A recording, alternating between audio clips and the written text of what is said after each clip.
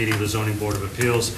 My name is Matt McNamara. To my right is Ken Foreman, who is the Vice Chairman of the Board. To his right is Patty Johnson, a voting member of the Board. To my left is Scott Zielinski, who is a voting member of the Board, and this evening will be the acting clerk, as Patricia Favuli will not be with us this evening. And to Scott's left is David Haddad, who is an associate member of the Board, but this evening will be a voting member as we still have a vacancy on the Board. And for those of you who have any interest, including those who may be watching, we are down an associate member on this Board. It would be happy for anyone to file an application with the Board of Selectmen. The far table is Sri Budra, our zoning administrator, and Melanie Matthews, who is our recording secretary. This evening we have two continuations. We have a new public hearing. We intend to discuss a closed hearing and perhaps make a decision on that hearing. And then we have several open meeting items, including the discussion of a possible special permit violation and two requests for administrative approvals. So the first matter to come before the Board is a continuation in application 81-12 in the matter of Peter Bennett of Osterville. This was originally opened on September 20th, 2012. There was a request, testimony was taken at that time, a request by the applicant on multiple occasions for continuations. And at this time, we have a letter dated January 31 from the applicant's attorney, Kevin Clower of Almond Law Firm, requesting for approval by this Board for the applicant to withdraw the application without prejudice. So if the Board would like to take that action, I'll move that. I'll second it. Okay, we have a motion by Mr. Foreman, seconded by Mr. Zielinski, to allow the application to be withdrawn without prejudice. All those in favor say aye. Aye. Opposed? It's unanimous vote. Thank you. The next matter is application 71-12 in the matter of Richard and Ellen McCarthy of North Falmouth. This hearing was opened on September 27, 2012. Testimony was taken at that time. At the request of the applicants, there were multiple continuations. And at this time, we do have a letter from Joel Kubik, from Holmes and McGrath, representing the applicant, that they, too, would like to withdraw their application without prejudice. I'll make the motion. Second. Mr. Zielinski has made the motion to accept that request, seconded by Mr. Haddad. All those in favor say aye. Aye. Opposed? It's unanimous. Thank you. Our next application is for application 125-12 in the matter of Forbes at 281 Edgewater Drive West. And I will ask the clerk to read that into the record, but before he does, I just want to acknowledge, I apologize, I didn't see him in the back, David Braga, who is Board of Selectmen, member of the Board of Selectmen and liaison to this board, and David, as always, we appreciate you being here. Thank you. All right, Scott. Application number 125-12, being all persons deemed affected by the Board of Appeals under Section 11 of Chapter 40A of the Massachusetts State Laws. You are hereby notified that John P. and Margaret A. Forbes of Franklin, Mass. applied to the Zoning Board of Appeals for a special permit pursuant to Section 240-3 of the Code of Falmouth to raise and reconstruct a pre-existing, non-conforming, single-family dwelling on subject property located at 281 Edgewater Drive West, East Falmouth, Massachusetts. Good evening. Good evening, Mr. Chairman, fellow board members.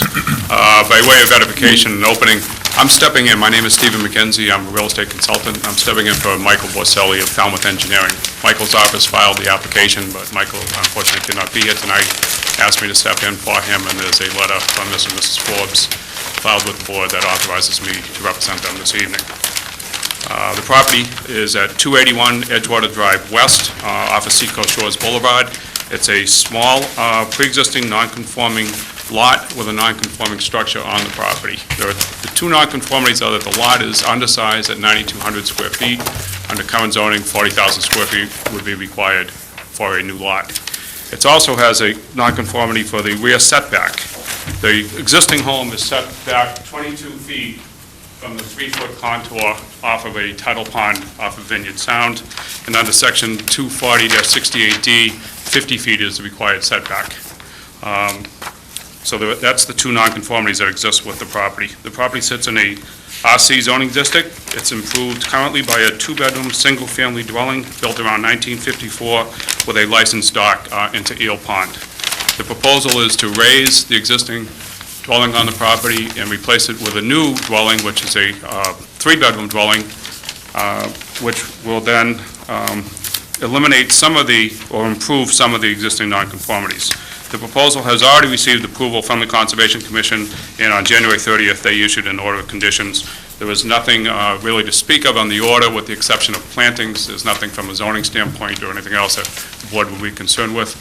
There's a copy of the order that's in the file. As I said, the existing home is located 22 feet from the 3-foot contour. The new home will be located 31 feet, which is an improvement of 9 feet away from the existing contour. The current house sits about 65 feet off of the street, and the new home will maintain a 51-foot setback off of the street, where our code requires 25 feet. At its closest point, on either side, there's a minimum of 11-foot setback from the sides, and our code requires 10. The house sits almost the exact same angle, the new home, as the existing home, so the impact on the views from surrounding properties is lessened or maintained exactly as it is right now. The only thing that they're doing is pulling it back 9 feet from the wetland, excuse me, from the pond. The existing home and the current home both have a full basement, and the plans do depict a full basement on the new home. It also shows a future bathroom and a mechanical area. At this point in time, if they receive their approvals, they don't have any intention to finish over the basement area. I know that Mike had a note in one of his letters to the board, and they would be agreeable to a condition that says that without prior approval of this board or approval of the Board of Health with a new septic system, because the system is designed for a 3-bedroom, that there would be no bedroom in the basement. But they do want to reserve the right to be able to finish that, just as anybody else would with their full basement. The existing lot coverage of the property by structures is 10.3%, or 20% is allowed. The proposed new building will only increase it to 14.9%, so it's still a full 5.1% below maximum allowable lot coverage. And including paving and parking, we're only up to the new house at 22.6%, and 40% is allowed under our code. The building height, there's a letter from Mike that he spoke with the architect, and the building height from the street grade is 30 feet to the ridge, which is 5 feet below our code maximum requirement of 35 feet. I did notice also there's a request, and I talked with Suri about this, from our town engineering department requesting a 5-foot separation on the driveway. And what I think they're referring to there is the setback requirement for prohibited parking areas under 240-109E. And that's not anything that this board has ever done in the past. There's no definition for a prohibited parking area, nor is there a definition under our code for a driveway. We have historically always allowed driveways to go pretty much where they could fit on the property. A driveway's never been considered a prohibited parking area. Mike did submit a new plan which shows a 5-foot setback off of the southerly side over here. But on behalf of the board, I'm going to ask that the board does not impose that setback requirement, because it's never been required as a driveway. Driveways have never been considered to be prohibited parking areas. It's more talking about commercial areas and that kind of thing, like shopping centers, that you don't want them too close to the neighboring property. Driveways have never had that sort of imposition imposed on it. It could be done. This is a small undersized lot. It's only 9,200 square feet, has a 60 feet of frontage, and to try to make this little circular driveway come in and meet the 5-foot could be tough. So on behalf of the Forbes, I ask the board to not place that as a restriction on this. So on behalf of Mr. and Mrs. Forbes, I request that the board approve their request for a special permit. The new proposal lessens all the previous nonconformities, brings the property more in line with the requirements of our current code, and also creates no new nonconformities. The new setback under 240-68D is 9 feet less than the existing. There's a new Title V septic that's been designed to meet the requirements of Title V and the Board of Health. The home building size, height, lot coverage, and associated parking meet all of our zone requirements for setback and lot coverage, and the new home has already received its order of conditions from the board. And it also meets, the request meets all the findings under from the Conservation Commission. and the proposal meets or exceeds all your requirements under 240-216. And be happy to answer any questions that you might have. And ask the clerk to review the referrals from the other town departments and any correspondence that we may have received. Building, no comment. Concom, a notice of intent hearing is scheduled before Concom for 1/9/13, hearing closed. Engineering has a lengthy comment that's been adjusted in another page in here that I'll make comment to, but your comments on the above reference, this application was reviewed only for impacts to public right-of-way, public utilities. Edgewater Drive West is a public right-of-way. The driveway changes within the right-of-way require filing of the permit with the engineering division. Any connections or alterations to public utilities would require permission from the appropriate town department. It is unclear from the drawing what the proposed grading that is for the driveways. The septic system cross-section shows an invert of 9.67, and the maximum cover over that is 3 feet.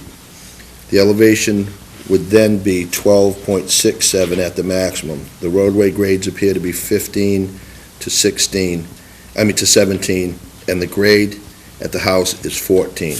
Does the grade dip down over the septic system, then back up at the house? Drainage from the driveway beyond the right-of-way has to be controlled on the site. The southern driveway apron appears to be close to the abutting property line. We require 5 feet of separation. Please clarify.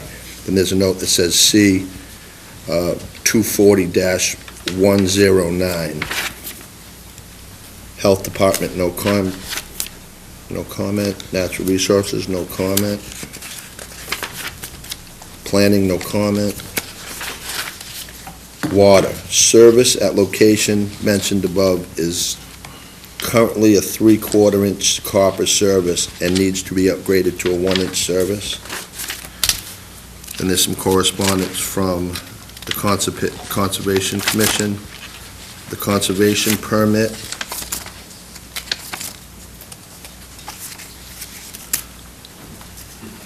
Falmouth Engineering,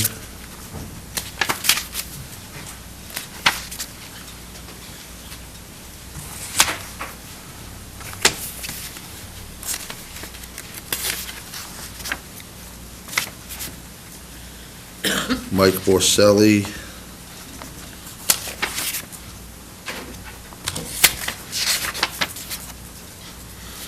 Sue, you had said that there was a... It's right on top of the email. Oh, I'm sorry. Dear Scott, I've attached PDFs from, PDFs of the revised site and septic as referenced in our letter dated January 31st. For the above reference project, should you require any additional information, please feel free to contact us. Saria gave him sent a message that said, based on the attached plans sent to us directly from Falmouth Engineering, the revised site plans have addressed all our comments. The applicant will still have to file an application for driveway permit with the engineering division. And just so everyone knows, Scott, it refers to a member of the engineering. I'm sorry, Scott Breath. Okay. All right, so we'll start with questions from David. Mr. McKenzie. Good evening. Good evening. The existing home, how many bedrooms? 2 bedrooms. 2 bedrooms, and you're gonna go to a 3? 2 bedrooms, 1 bathroom, going to 3 bedrooms, 2 3/4 bathrooms. And you said if it was approved, there would be no bedrooms in the basement, though you'd want potentially a bathroom. Future bathroom shows on the plan, and want to retain the rights to be able to finish the basement area over, but not create a bedroom. In order to create a bedroom, we would need to come back to you. Also, we'd have to design a septic system that would accommodate a 4-bedroom and get approvals of the Board of Health and maybe go back to conservation again. So they would be agreeable to a condition that says they could finish the basement over for living space, but not make it a bedroom. And could you just speak to both the elevations, existing and proposed? What are you raising that foundation a foot or so, and would you say it was going to be 30 feet? Yes, 30 feet to the ridge. When we look at building height, it goes from mean across the street And from mean across street level to the top of the ridge is 30 feet, based upon the architect's plans. The code allows us to go to 35 feet, and this is 5 feet below that. The current house is a ranch. It's a very small, 947 square foot, 2-bedroom, 1-bath ranch. The house that's going up only has a footprint of 1368, so it's not a massive house. If you look at the area, the house immediately to the right, as you face this, has not yet been renovated, but the next 4 houses up. Nice homes. This home is actually going to be smaller than any of the ones that were just done there, but it's beautifying that section of the town. And the next 4 have already gone through and received their approvals. I think both sides, both the butters are ranches still, right? There's a ranch right now on both sides, and the next 4 have all gone up to 2 levels. All right, no questions. Thank you. Patty? I have no questions. Ken? In terms of the elevation above sea level at the foundation, how is that changing as you push it back, do you know?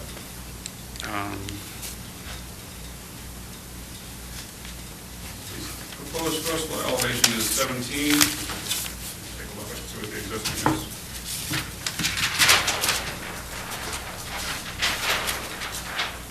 It's 15.88, so it's going up just slightly more than 1 Two. foot.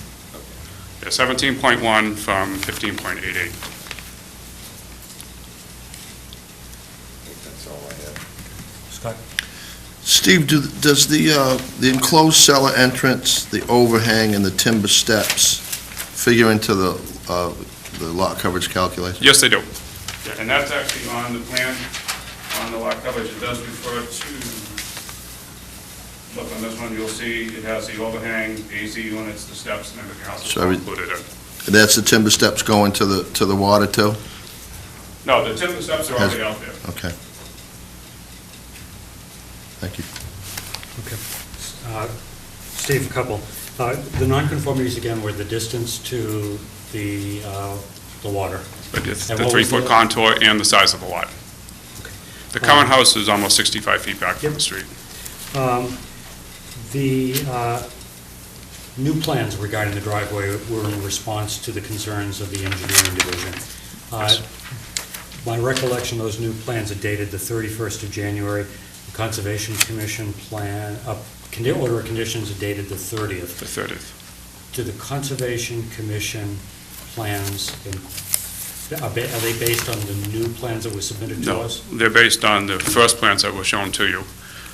Mike, to accommodate the spot grade changes that Scott asked for and the driveway, created a plan that met the 5 feet. And I spoke with Mike about that. He Right, said, based on the engineer. based So upon the engineer, but are- not on conservation. Is there a need for you to go back to Conservation to have the order of conditions amended based on the new plans? If your approval here is conditions it upon maintaining that 5 foot, then we'll submit a plan back to them for an administrative approval, Okay, just with the I'll make- driveway. And I'm making myself clear.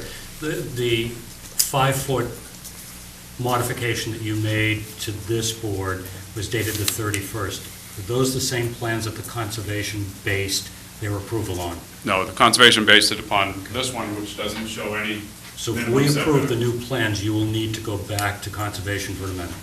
I think in all likelihood, we would have to receive All an right, administrative thanks. approval. On the basement, in terms of your wanting to finish that, any prohibition because of the flood zone that you're in there to be able to finish that off? No, not that I'm aware of. Okay. And none of my discussions with Mike, we were in CB and A11, so there shouldn't be any prohibition against finishing it. Steve, you mentioned the AC units, and did you say that those counted into the lot coverage or not? The plan says that they do, they They include do. lot coverage on the plan. Do you know what the setback is from the AC units to the lot line? I don't know, but just gauging from this plan here, it's 11 feet to the closest corner here, and this is closer than the AC units are. Yeah. So this is closer to the sideline than the AC units are. Okay, so it's your belief that it's more than 10 feet? It's more than 10, I believe it's more than 11. Thank you. Any plans for any accessory structures on this lot? Not that I'm aware of, Mr. Magro. Okay. The engineering division also had some questions regarding And I know this is not necessarily your area of expertise, and you expected Mr. Borselli to be here, but it talked about some grade and drainage and shifting of the grades.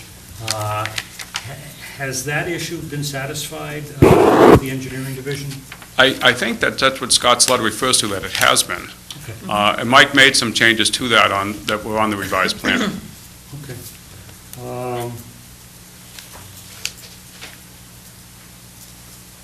further questions? Sir, do you have any questions? No. Any other questions from the board? Is there anyone in the audience that has a particular interest in this application? Okay. Board have enough information to close the hearing? Yes. Make the motion. I make a motion to close the hearing. All right. Second. Motion to close by Mrs. Johnson, seconded by Mr. Zelinski. All those in favor of closing this hearing, say aye. Aye. Aye. Opposed? Unanimous vote. What action would the board like to take? Make a motion to approve application 125-12. Could I get a second and then I'll... Second. All right. We have that, Mr. Zelinski. Yes, sir. I was just wondering if, before you close the hearing, if you guys were going to discuss his request to go with the original plan based on his discussion on the driveway. The original plan is that one up there that was submitted, not the 5-foot setback. He asked the board that question, and I was just wondering if you were going to discuss that, but we closed the hearing, so. Well, the hearing's closed, so I'm sure that we'll take that into consideration as we make this decision. So, David, you made the motion. Let's start with what Sari has asked. Which plan are you anticipating here? I think the plan before. David. I'm sorry, Dave. David. I guess the plan Mr. McKenzie's showing us now.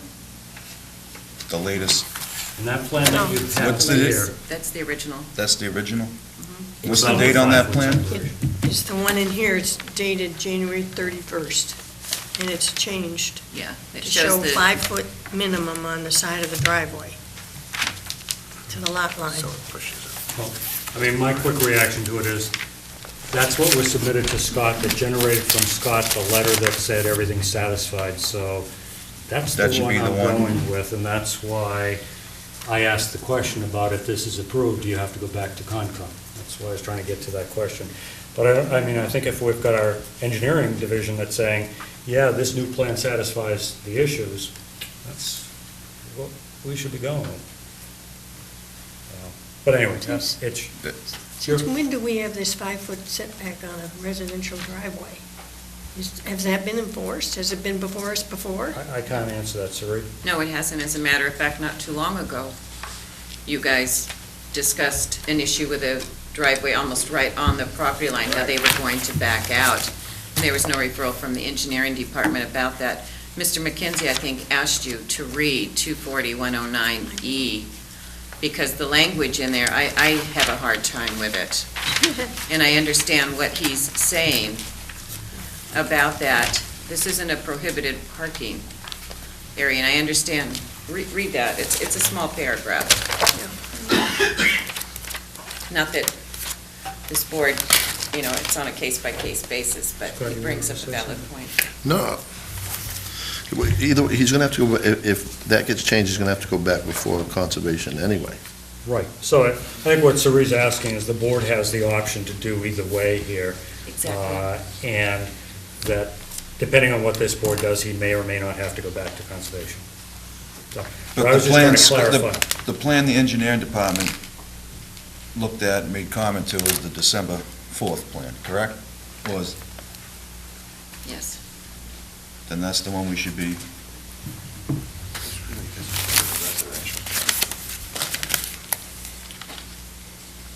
The old plan is in the file. No, I guess what I'm looking at is, there was something from the engineering division, as of what date, Scott? I can't see it from here. That said, I approve, no, this right here. I just got that, so it's in the last few days, I believe, this last week. February 7th. Based on the attached plan sent directly to us directly from Falmouth Engineering. The revised site plan. Yeah, that's a confusing, none of that was from me, it was to me. And Mike Barcelli and the engineering department had switched emails, and what Scott did is just forwarded that to me. So what he's saying in that is he is okay with the changes made on the plan, the drainage and the parking. And that was February 7th. 7th? That's what it's, So that would be the latest it plan. was sent today, right? I'm trying to clarify what plan. I'm it is. sorry, I know, this is really confusing. See, this is from Falmouth Engineering, and this is from Scott answering that to me. And this was, where's the date? Yeah, I guess so. I'm sorry, I thought it came in a couple days ago. Well, I guess Boy, oh what boy. we're trying to clarify, Suri, is what plans was that based on? It was based on the new plans that are in the file, the not that plans- one. Not the plans that Mr. McKenzie. As far as the driveway, all the drainage and everything is basically the same, I believe, because that was done through, Essentially, the only change was the 5-foot that shows right here. They added 5-foot minimum, which makes the turning radiuses a little tighter on a 60-foot. the Street drainage. frontage. I'm sorry, Steve. The drainage was okay prior to the Conservation Commission's approval. It's just the driveway that was changed. Did they actually change the driveway layout or just create a no parking 5-foot setback? If we're going to start to ask Mr. McKenzie questions, then I'm Gotta going to reopen. ask the board to reopen the hearing, because otherwise it's just procedural issues that we're supposed to be talking about. So if you want some additional information, I don't mind that. Well, I think if we want to know about exactly what this change entails, we should get that clear. Then let's have a motion that would supersede the motion that you have on the table, David, to reopen the hearing to gather the additional information. So, do you want to make that motion? Sure. All right. Is there a second? Second. All right. Mr. Former, Mr. Zelinski, to reopen the hearing to clarify issues on which plan, the engineering recommendations, et cetera. All those in favor of reopening the hearing, say aye. Aye. Opposed, unanimous vote. Okay, go ahead, Ken. So my question is, was this just the creation of a 5-foot zone where there's no parking permitted, or did they actually change the layout of the driveway? What they changed was this was a softer line before. They moved this line back so that it was a minimum of 5 feet from this side. So this got a little tighter, what was a little softer before. That's really the only change in the revised plan, and that was something Mike did because Scott had put that in as referral. And what I was submitting to you was that we've never done this, and this board has never had a driveway be considered as a prohibited parking area under our code. That section 240-109E doesn't refer to driveways. And so what I was asking was it for the approval, essentially off of the original plan that was submitted to you without the change in the driveway. It'd be a lot easier if this was Steve, there was also 150 grade feet of changes frontage. on that plan, though, right? No. They're exactly the same as, As far as I could see, Scott, from looking at it, I didn't really see any grade changes. You know, all the drainage, it does come down off the street. I think Scott mentioned it's 15 out here, and it's 14 by the house, so that's a foot lower. There's 4 dry wells surrounding the house, and then all the drainage would be contained on site. Steve, I'm going to follow up on that. The referral from engineering is dated January 29, 2013. Yeah. With new plans that are dated January 31st.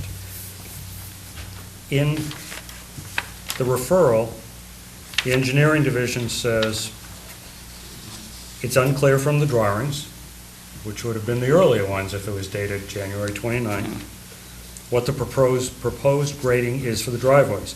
The septic system cross-section show an invert of 9.67 feet and a maximum cover of, over that of 3 feet. The elevation would then be 12.67 feet at maximum. The roadway grade appears to be 15 to 17, I assume feet, and the grade of the house is 14. Does the grade dip down over the septic system, then back at the house? So when we then get an email that says it's addressed all of our issues. Well, that was a question Right. that they had. And Mike Barcelli, I know, met with them about that. So that's the question. Do you want clarification again from the engineering, or can we pull out the old plan and compare it with the new plan and see if there's any changes to the drainage? and the elevations that were shot, or the grades. These are actually questions from Mike Borselli. Mr. McKenzie, you're able to do that? I'm okay with continuing on. If you read what Scott's questions are, his biggest No, concern... Could I? Sure. Cerise said, pull them out and compare them. I said, are you able to do that? Well, I am. This is the original, and the one that's on the backside. It's, without pulling them out, Mr. Chairman, I might be able to answer it. If you read what he says, his biggest concern is drainage has to be contained on the site. That's where he follows up with his questions on the different elevations. Says drainage from the driveway beyond the right-of-way has to be controlled on the site.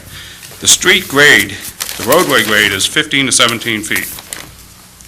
The maximum grade with 3 feet over the invert is 12.67, which means that the septic system is at a lower grade than the street. So anything that's on the street will drain onto the property down to the septic. The house is then at 14. Finished floor is at 15.1. The 14 is still below the 15. So if I could, for example, if I draw you across,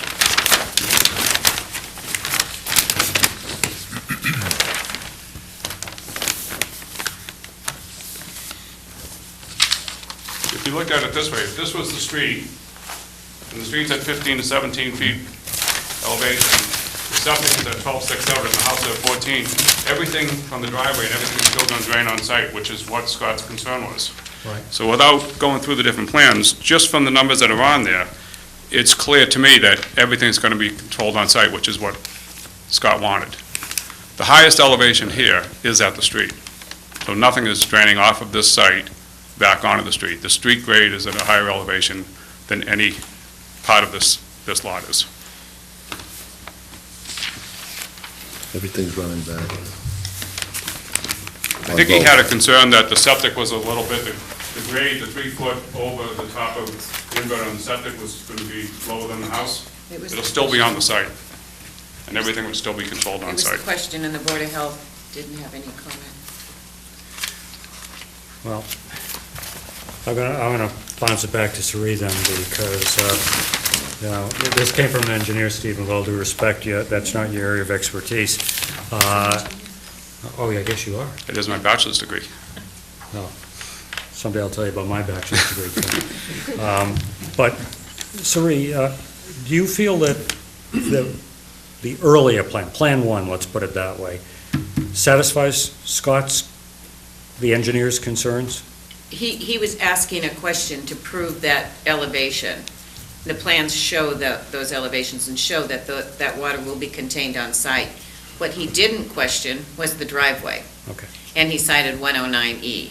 Right. So And, I'm fine with the plans. okay. And your interpretation of 109E, and Is I've heard confusing. Patty's, is confusing, but as I look at it, it talks about parking areas, not driveways. Right. And single-family residences have the right to park in driveways, even not on driveways. Well, we've always thought that. Against fences, on the property line. There's just a little point of language in there that is a tad confusing. All the grades, Mr. Chairman, on both the old one and the new one are exactly the same coming back from the street. So, Scott's concerns as far as water coming back have been addressed. Sir? Go ahead.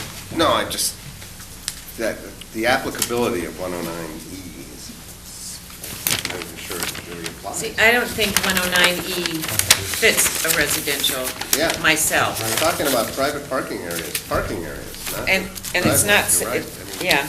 I think it's the separation between a commercial or whatever that abuts any other property or even a residential property.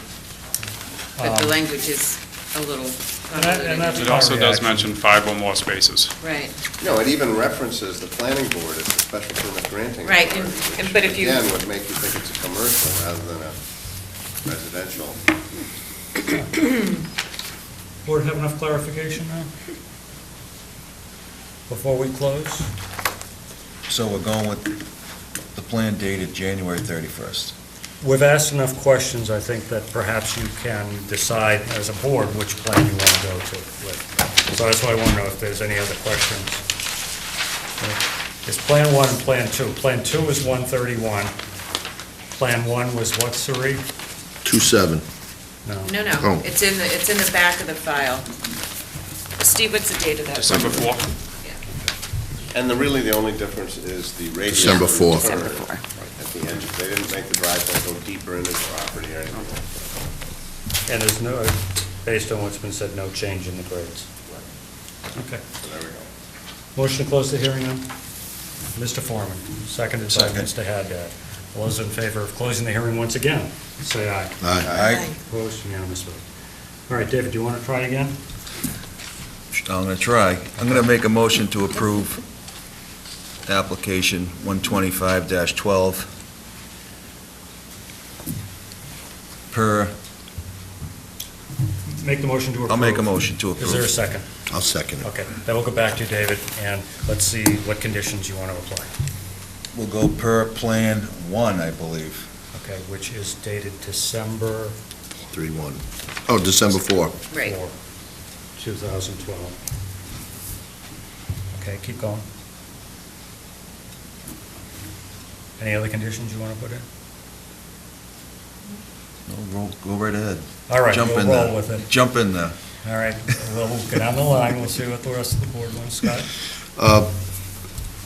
To remain 3 bedrooms, a basement not to be used, Okay, well, it won't remain 3 bedrooms, it's going from 2 to 3, so you're saying maximum number of bedrooms, 3? 3-bedroom unless it comes back before us, because you made some mention of maybe later on down the line. It would have to come back to us. Right. anyway. Maximum 3 bedrooms, because any modifications would be required.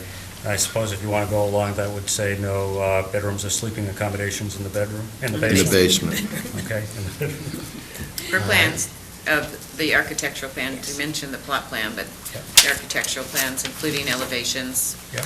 the whole bit. Keep going, Scott.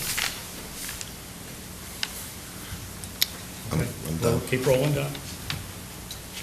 I don't have much in the conditions, findings, I Yep. can think of things to say. We'll back into the, any conditions, Patty? Just refer to the date of the The architectural. architectural plans is the 22nd January. Plan date. Okay. You got that, sir? Yep. All right. All right, and I have no conditions to add to that, so we'll start with the findings. Okay, so they've reduced the nonconformity with regard to setback. Excuse me, I apologize. The existing floor plans is dated January 22nd. The elevations and floor plans are December 26th. Okay, so we'll get Okay. those. Reduced the nonconformity with respect to setback from the pond, and raised the first floor elevation by a little over 1 foot, both of which I think are improvements. Do you want to incorporate the Conservation Commission With what or our respect to the conditions time? into ours, or? Yes. Because it's the existing one, because that's the one that they went before them. That's right. So, yeah. Is that a finding or a condition? I'm asking the board. Oh, I'm sorry. I think we want them to conform to the conditions, right? So it's a condition. And again, I think you've said it's an improvement, not only in terms of nonconformities, it's an improvement to the neighborhood, meets the standards of 24216. And Do you want to make a finding on the 24109, that the board finds that 24109 does not? it's not applicable to this. I think that's a great idea. And thank you for your forbearance on that. All right, anything else? All right, Suri? All those in favor say aye. Aye. Opposed, unanimous vote. Thank you very much. Thank you Steve. very much. Thank you very much for Thank you, bearing boss. with us as we work through that. Okay.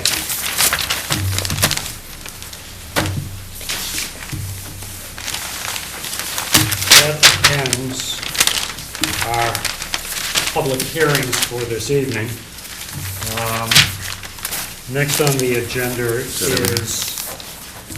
the discussion and possible action on application 109-12 for Richard Bentley. This was closed at our last hearing.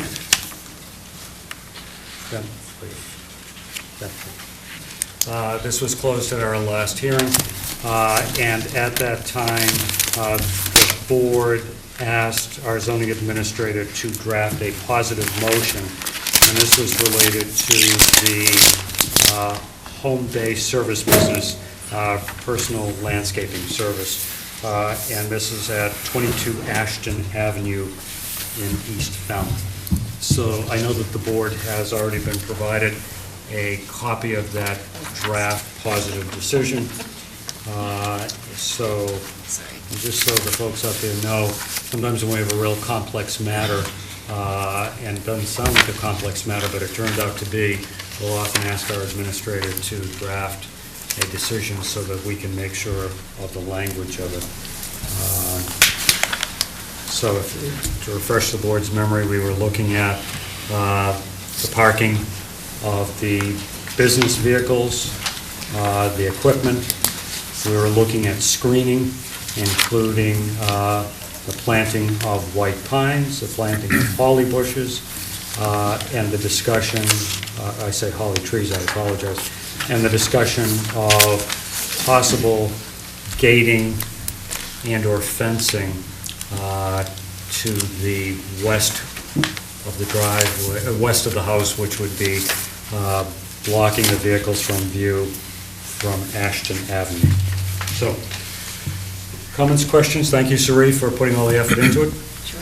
Um, It's a tad long, isn't it?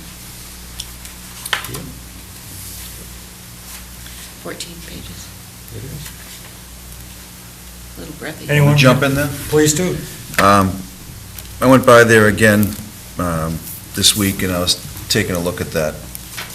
And I believe I was thinking about mostly the gate part of it. As much as I would like to see the gates there, and it would definitely delineate where he has his vehicles, I think, I was looking more of it as a screening type thing. I believe if Sari goes out there and approves the planting of the 7-foot white pines, I think that'd be adequate enough, at least, because he's going to come back before us in a year anyway. If it's not working or they're not maintained, so I really wanted the gates, but now looking at it, and hopefully it'll fill in. I'm not as strong on the gates as I was, a week or two ago. Dave and I will probably neutralize each other because I actually went out with Sari. And you like the opposite? And I felt more so this time that a gate, and by the way, it's not what I anticipated in the decision when it talked about 20, 30, or 40-foot fencing. I saw just a gate extending from the corner of the garage to the extent of the parking area. That was it. But I got to say, even though I perhaps Was leaning the other way? applicant put more white pines in that were necessary, it didn't do much to blocking the visual impact of the work trucks right off the driveway. So we probably neutralized each other on that thought, but what else? I think it should be only 20 feet, the gate. That's rather standard. That's about the width of a two-car garage, 20. I think 30, and originally the draft had 40, so Right. way much. Right. So I think 20 would be fine after they've done the other plantings, if we look at it, go out, if it gets looked at and it looks okay, maybe he can do without putting the 20 feet in, but 20-foot gates aren't too difficult. Matt, what'd you think about the elevation when he did put the gate in? I wasn't concerned about the grade at all, because I didn't, if you just take the area of the parking, and From the house back? from the garage north, Mhm. I think there was such minor grading just for that part that the effort to put in a gate was not significant. And I think the other thing is that, if you remember correctly, Mr. Bentley was the one who actually said, if it takes a gate to get this approved, I'm willing to do it. Sorry. Well, I think that's also based on the fact that a member asked me to ask him if he'd be amenable to it, and he wanted the special permit. The grade it's going to have to be regraded if there's a pull-out gate. If he gets a sliding gate, I don't think it's going to have to be regraded, just, and the reason why I had put the footage in there was for the pulling gate that would I see what you're roll saying. over. He would need that to stabilize that, but I just put language in there for the board to talk about and make a decision. So let's back up. So- Does anyone have any concerns with any other parts of the recommended No. decision? I don't. I don't either. David, I don't. No. Scott? Ken? So it's really focused on the gate at this point? Well, now, if he has the gate, does he need as many of those white pines? Because I envision him, trying to screen all that area. These But are- now if he has the These gate, are 7-foot pines that are going to have to be at least 11 of them. 4 feet. They're 7 foot Yeah. right now. They're going to have to be 4 feet apart. So you look at the site, if you were out there, Matt's been out there, I don't know who else has been out there recently. So, and that's going to be on a 2-foot berm. So with 11, 7 foot, you're talking, how many feet is that? Going across, starting at the front. It's going to curve. Yeah. There you go. Use your fingers. Again, the way I look at it, and by the way, if you get a chance to go back out, and I Yeah, I know went that you out. did, the berm, which I had sort of a question of, if you look at the front of Mr. Bentley's property, he's got That's a a nice- beautiful berm there, which demonstrates how attractive it can be. But I guess I look at it, and the applicant gave us a plan for screening. If his plan is adequate for us, let's not make it any less or more, different. yeah. Yeah, so the only question comes down, I think, is gate or no gate. So what I liked about the gate was I thought it created a very unambiguous, in terms of compliance. If he parks behind the gate, he's complying. No one can say, he was in the front yard, he didn't park, he's behind the gate. It's done, settled. That's what I liked about it. And I would have to agree. Gentlemen? No, I wanted the gate from the get-go, but I was trying to, You're such a nice guy, Dave. no, not really. As long as we've clarified that. I'm fine with the gate. Are we going to put something in there where we're going to give him time to, It's in because he there. did mention the money. It It's is in already there. in there. So I was just going to ask you if you want to look at that language Go ahead, now. June Which was 1st. June 1st. Right. Right. And that's what he requested, if that's okay with the board. Right. The trees, I believe, April. April. But if the winter is bad, is he allowed to get an administrative extension or not? Absolutely. Absolutely. And I think I put that language in And there. it's 20 feet, the gate. Right. It's not 30 feet. Well, as one of the members suggested, do you even want to put a limit to, I think my suggested language would be At a least. minimum of, from the corner of the garage to the extent of the parking area. I don't know whether that's 20 feet, whether it's 16 feet, but, so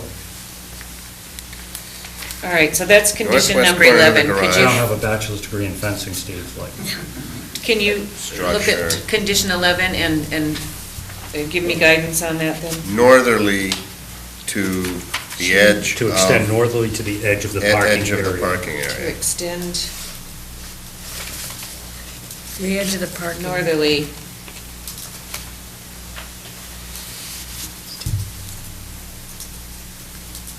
Yeah. to To the edge sufficiently, of- To the edge of the parking area to screen the front Front of of the vehicles vehicle. from the roadway. So it's just Well- to the edge of the parking area, inserted between outside. northerly and to. And eliminate 30 feet. sufficient to cover driveway area of staged vehicles? Sure. And the gate can be either whatever gate he wants, swing Yeah. or Yeah, we're not Whatever. putting that in, we're not doing anything with that. any type of gate. Okay, Good, that okay? yes. Yep. And the rest of it? Yeah. It's good. Excellent job, sir. Yeah? There was one that I had a question on.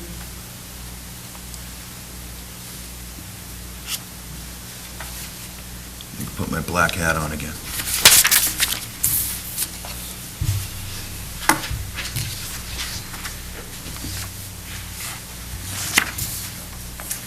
Maybe it was a finding, okay. the conditions all look okay to you. Absolutely. All right. Any further discussion? All right. All those in favor of this amended, Draft. well, it'd be the amended Decision. draft decision, thank you. Say aye. Aye. Oh, is there, I'm sorry, there should be a motion to accept the, Yes. I'm jumping ahead there. A All right, motion is to there a grant, motion? to grant the home-based service business. Yes. Right, based on To the make the amended motion, language. yes. All right, Mrs. Johnson's made the motion to approve, is there a second? Sure. No. All right. Ken Forman, all those in favor say aye. Aye. Opposed? I'm sustaining. Abstention? One. So that's a 4 in favor, 1 abstention, the motion carries. Good luck, Mr. Bentley. Thank you, Suri. Okay. So you have the minutes.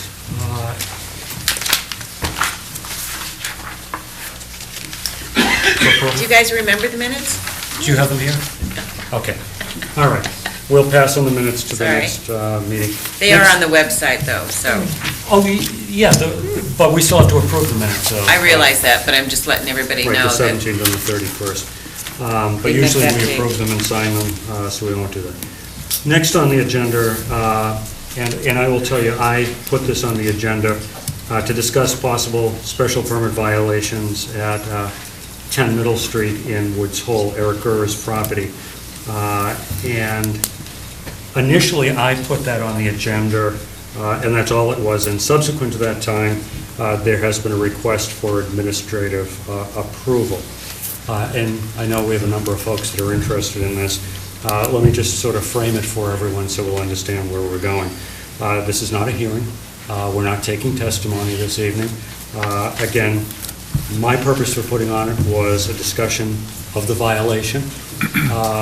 And I think in many ways, and I'll get into the rationale for that. Subsequent to that is administrative approval request. Again, we don't usually take, we don't take testimony on that. Given the nature of what the first part of a discussion might be, we certainly may engage in some conversations with the folks that have bothered to come out this evening. But the first part of it, I would just want to start by saying two things. The role of this Zoning Board of Appeals is to take testimony. It is to weigh and balance the property interests of the applicants, the abutters, and to take into consideration the entire town, because it's our duty to uphold the zoning bylaws. Last Friday, the 1st, I happened to be in the office at the time when there was a complaint filed with our office by a neighbor who indicated and showed pictures to us that, in his opinion, the special permit had been violated. Now, why I put it on is that last March, and I think many times prior to that, we have raised concerns. We met with the Board of Selectmen, and David Bragg is here, to talk about special permits and the lack of support and the lack of enforcement of those special permits. And we've talked about how important that is, and on a number of occasions, this board, including last month, and there'll be something on the agenda a little bit later, concerns about special permits not being followed completely. If you may remember, this application came to us, and we held hearings a year ago, January, continued to February, a decision was made. I think, at least in my opinion, and we'll see with the rest of you, because you've had some material, you've had the opportunity to go out to the site, what I see has transpired is not reflective of what I understood this board to approve. Obviously, a neighbor was of the same opinion, that it did not reflect that. I know, I've had the chance, and I know everyone here has had the opportunity to go back and look at the minutes of those meetings, those hearings, to review the actual decision.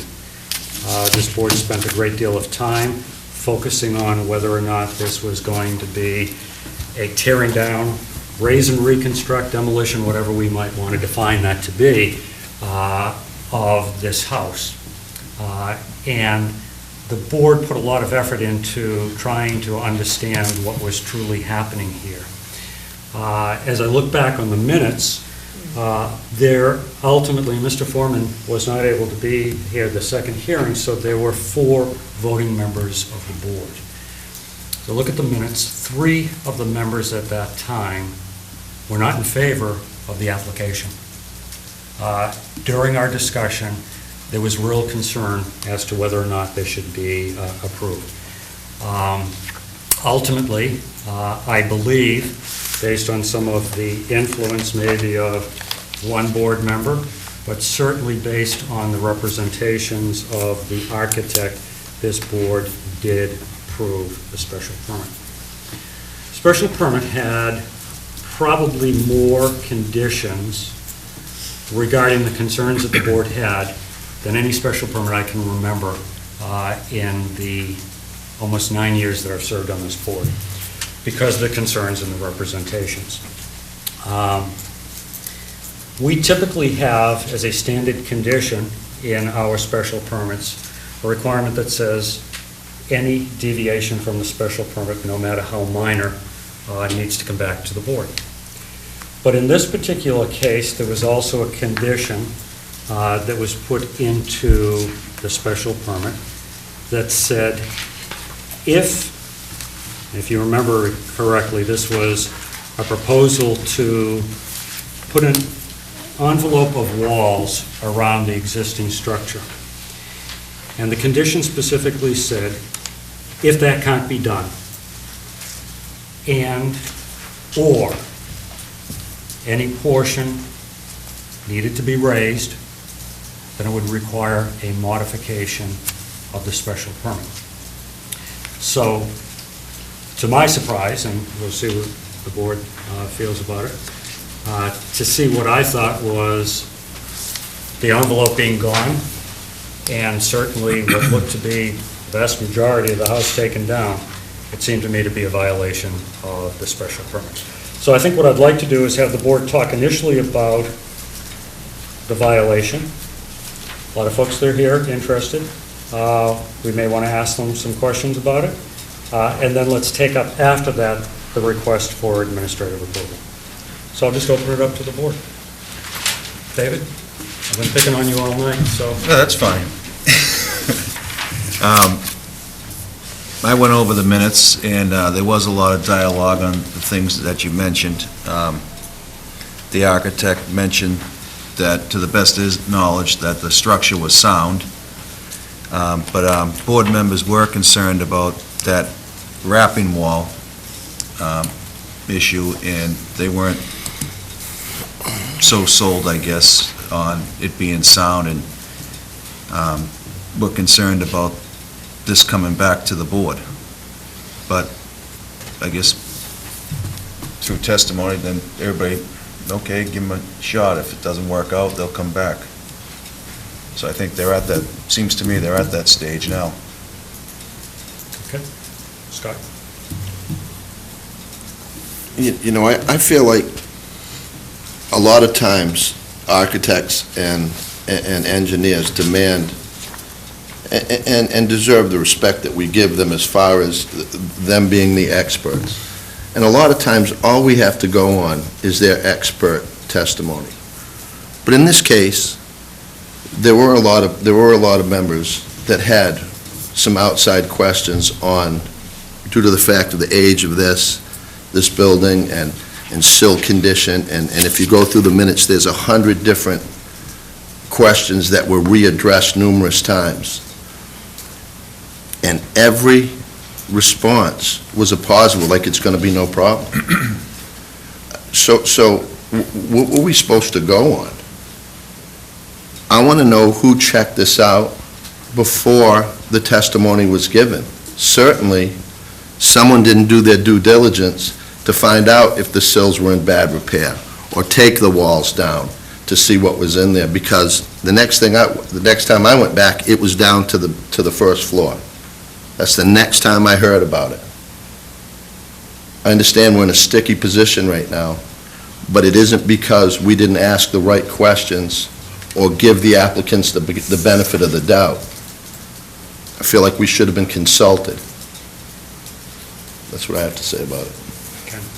Well, I wasn't, I guess, at the hearing when you crafted the final special permit, so I really don't have anything to say. I look at it differently, perhaps. I think some of it's because I live in an old house. And I think about what it is, I keep coming to my head and saying, what will be the difference in how it looks when it's finished the way it has to be now because of the deterioration of the conditions? And to me, that's what I look at it. Does our allowing, sure, by expert testimony turned out to be not correct, but when I look at what I'm supposed to do as a member of the Zoning Board of Appeals, I look at the impact on the community, the property owner's rights, and just those things, and does it derogate from the neighborhood if we say, well, the whole thing collapsed, or they tried their best, and we have to go with what they've got left and build up from that. And that's the way I look at it. So I'm willing to accept the fact that there were a lot of unforeseen situations in this, and the end result's going to be a house that it's more habitable, it's gotten rid of the bugs, and that's the way I feel about it. And I think that's important and valuable. Yeah. I need to, I think, perhaps share a little bit more with you why I'm not so comfortable with it. Yeah. And you have to go back to the minutes. Yeah. And at the second hearing, and Ken wasn't there, but again, I think it may very well have turned out to be worse than expected. Okay, that's fine. But to do certain things when it says very clearly, if it happens, come back for a modification. Yes, that's correct. And you don't. What have we protected in terms of property rights of the abutters, of the community at large, when we say come back under those circumstances? Maybe it happened too fast. But could be. But here are some of the things. At what point are you going to decide, this is Mr. Murphy asking Mr. Roslansky, if it's viable to keep the existing structure? We'll take some of the shingles off and we'll look at the condition of the boards. I don't think it's a raise and reconstruct. Rather than reading all of it, what three of the members raised was brought up, rather than use the word raised, that if it was going to come down, then the board could have made it a more conforming structure. And in fact, Sari made this, I think this is important to Chairman McNamara. If you end up tearing it down, the board might say to you, go back 2 feet with your setback from 5'1" to 7'1". We need to know what the request is. Mr. Roslansky said, if you do vote to put walls around it, and we decide to tear it down, would we need to start over again? Right, it would be a modification. Sari suggested it being continued to later that very evening, not to hold them up, so the applicant and his representative could talk and come back. The applicant said, I want to try to preserve the main structure. I wasn't intending to rip down the front of the house. It has historical significance. So I don't see how it could be much clearer that if in fact there was a problem and it really needed to be torn down, then we, in weighing property interests of the applicant, the neighbors, and the town as a whole, might have made it more compliant. Not the end result, because if you look at it and say, well, the end result is it looks the same as it did before, we didn't have the opportunity to apply the zoning bylaws to it. Well, I still think that things like this happen. And in some cases, the Board of Appeals has to, and they had a problem. Maybe it did happen too fast. I don't know exact sequence of when the roof came down and when the walls and all the rot was discovered. I mean, I don't actually have that particular information. It could have happened Yeah. really fast. Well, But it's for that, I Go mean, ahead, it I'm really sorry. could have. But I think But that's it's a for good that- point that we'll get some answers So, to. yeah, what but do it's you for do? that reason that we put in any deviation, no matter how minor, from the plan submitted and approved Right. by the board, Yeah. any changes, has to come back. So at Well, that it's come time, back, but at it's that all time, you down- see this problem, time out, make a Yeah, phone how long call. does it take to make a phone call and It's say, pretty listen, we run into an issue Well, here? I don't know those answers. I don't know the answer to those questions. Well, in fact, it didn't come back. Yeah, it didn't come back. No, it didn't come back. There was a complaint filed on the 1st of February. That information was shared with Mr. Gore. I think Mr. Gore has indicated in his recent memo to us that he then contacted Mr. Roslansky. So it didn't come back to us for a modification. It came through us as a complaint by an abutter. And if nobody went by, it may have well went right up the way it's going up now, and nobody would ever have known. Oh, I don't think that's right. I mean, it's come back. Let's put, even if it was Complaint driven. Even if it was initiated by a complaint, it's come back. I mean, But you raise, I think, some important Yeah. questions also in terms of what's the sequence of this? Because as we talked a couple of weeks ago, that if something like this happens, and it's not often this board gets agitated about something. It's not often I get agitated about something. So when it does, I think we need to find how we make ourselves really clear. I think we need perhaps to find a way to enforce our zoning decisions and our special permits. So it doesn't come back based on a complaint or based on failures as we see them. I mean, that's our obligation.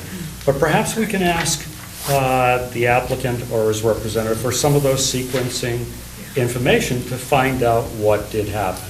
Now, I know, Jeff, you left a letter on the table for us, and we did stamp it and insert. I'm really concerned that you guys are going to get into public testimony. No.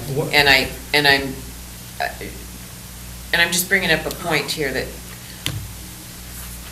the issue is, you feel that there's a violation of the special permit. I think you should go forward and discuss an administrative approval or a modification. If you, and I agree, you can ask representative something, but I just caution you to not get into testimony. Yeah. Because that is a Can I just- violation. And I agree with you. I think the only reason that I wanted to find out some of the missing pieces of the sequence is to get at the point of the special permit that said, if you can't do the envelope around the building, it requires a modification to the special permit. My point is, I don't know if the legal representation that they have can get into that aspect, or if you want to discuss it with Mr. Roslansky or Mr. Brown, but I suggest just one individual and straight questions, otherwise you are getting into testimony. And I agree. That's just my I mean, opinion. the type of questions that I would be, simply asking is, when was the foundation poured? When was the rock discovered? We have some pictures that were sent in to us, there were no dates on the pictures. Just some of those preliminary things. For example, there's framing of a wall. The front wall is framed. If it was simply last Thursday and Friday that we removed the beams and stacked them on site because of the rot, at what point did the wall go up? Some of the pieces of information, because if in fact our building commissioner is approving certain permits, such as, for example, was there an amended permit, without the benefit of getting a sign-off from this board, it's a problem that we need to fix. So that's the information on the violation. It's not necessarily saying who failed at what, but there's a breakdown here. This isn't the special permit that we anticipated being acted upon. So I think there's some basic information that needs to be done. In terms of an administrative approval, which is the second part of it, which again, I think the board has many options. Administrative approval of whatever is requested, which would need to clarify, and does the board want to do something like that this evening? Does it want to do it administratively at another time? Does it want to open it up to a new hearing for a modification due to the issues that the board raised at the very beginning of this hearing, that if it was going to be torn down, we may very well want to make it more conforming. Well, if, So I those are the understand, issues. and I understand, then I suggest that one person address those questions, and possibly they pick the right person who can answer those, so we don't get into testimony, and they are strictly questions and answers. Okay, Scott. Then I make a motion that, You don't need to move anything just yet. well, she needs one person to ask the questions, Yeah. and they need to be asked. Yeah, but we need one person from their team Representative. to answer. Yeah. I mean, Can I just say one quick please do, thing? Dave. You mentioned breakdown. That's what I think actually happened, a breakdown. I don't want to imply that they were trying to pull anything over on anybody, at all. I just think there was a breakdown, but when you saw that this isn't going the way that was presented, that's when a timeout should have happened. That's where the breakdown is. And it'd be good to find out from one of these guys Well, when that actually happened. again, Eric, it's your application. I would have to say that with the volume of material that's been generated since the complaint was filed last February has been significant. We reviewed it all. I would have to say that, Doug, you probably gave us the best sequence of events, but it's up to you, Eric, it's your application. But you heard some of the questions that we're looking for to try to fill in that timeline so we can get a sense of what's going. So maybe I'll just turn to you, Eric, and say, who could give us the best information on all of that? Doug was there more daily than I was. Yeah, I mean, we have the sequence of events with Doug. No. There's a simple, real question. Mr. Gurr, who might be best able to help us answer those specific sequencing questions so we don't get into testimony? I don't know if everyone's had a chance, Jeff, to read your letter, because it was on the table when we came in. This isn't a hearing. Say Jeff.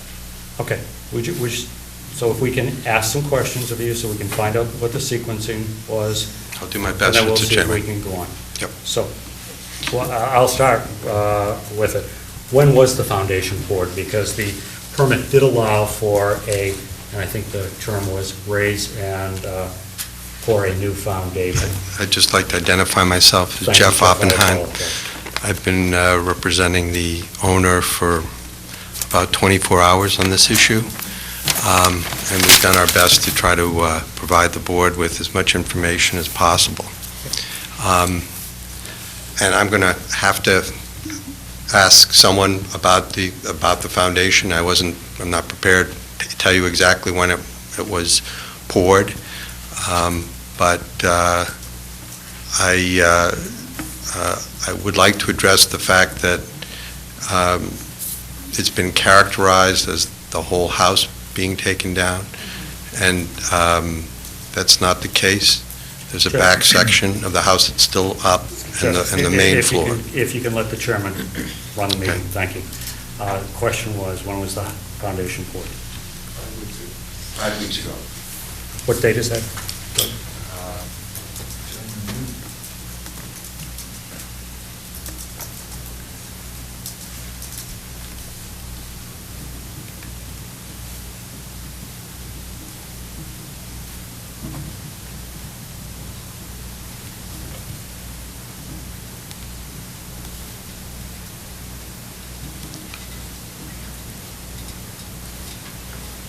Just approximately, Doug, I just, Approximately January 1st. Probably a couple days after that, actually. when was the extensive rot discovered? There were some pictures that were sent to us, but we have no idea when they were taken. Wednesday, January 30th.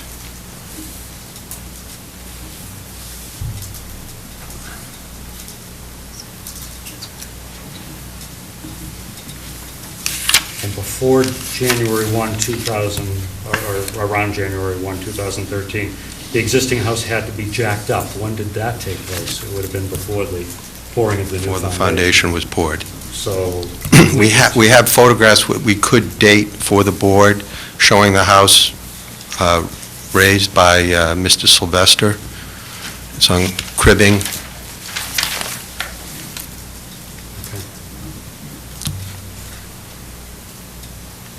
that's the additional sequencing that I needed, except for the last question was, when did the new front walls get framed? Friday.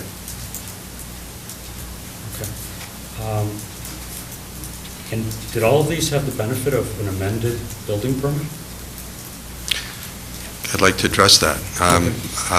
It's important for the board to understand that as soon as the problem was discovered, Doug Brown, our contractor, went to our building commissioner. There was no secrets about the condition of what was going on. And I've said in my letter, you know, if I had been involved or if people had stopped and slowed down, perhaps he would have simultaneously gone and seen our administrator under your special permit. But he went to the town official that he thought was the appropriate person because he had health and safety concerns, that the structure would possibly fall down. And based on that, and based on an opinion of the architect, and based on his own personal examination of the existing structure on Friday, I think he's in agreement. I think he put that in a note, a memorandum to you. So it's irrefutable at this point that the structure that we thought we could preserve and wrap with a whole new building had to come down. And it did come down, with the exception of the L and the floor in the main house area, which is the original floor. It came down, but it started to be reconstructed as well. Well, Mr. Chairman, the plans that have been before this board have always been for a new house. Okay? I mean, that's been very clear. Plans were presented and approved by this board. And those plans are going to be the plans that we hope that you will allow us to build on the site.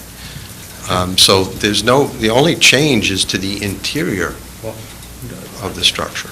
I don't think so, with all due respect, but that's my opinion. To tear everything down and not wrap it with a wall is a major change. You know, that's my opinion with all due respect. Ken, go ahead. Okay, so up until the discovery of, this is a question, the rot, all of that had, it's your belief that all of that was in conformance with the special permit? Yes. And is there any, with the tear down, is there any change to the dimensions of the structure with the reconstruction of the? I would say no, but would anyone refute that? No change. Those are my two points. Anything else? I have a couple. Through testimony, we heard that the walls were going to be the interior walls, the load-bearing walls were going to stay the same inside.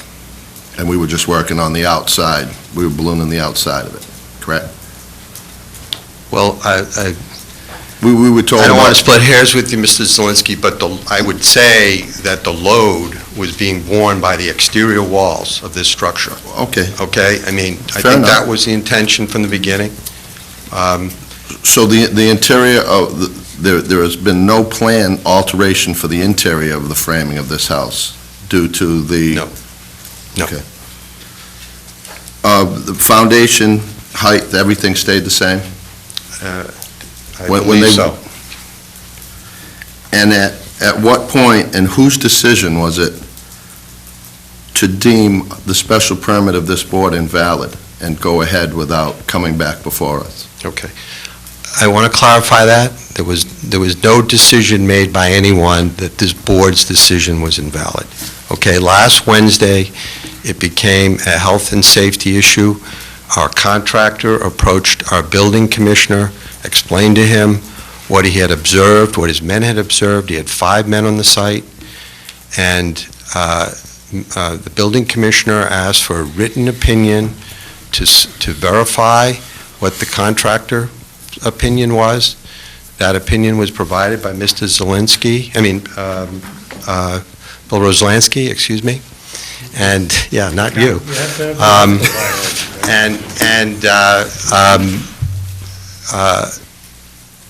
He proceeded to take down the part of the structure that was a danger to his crew that was on the site.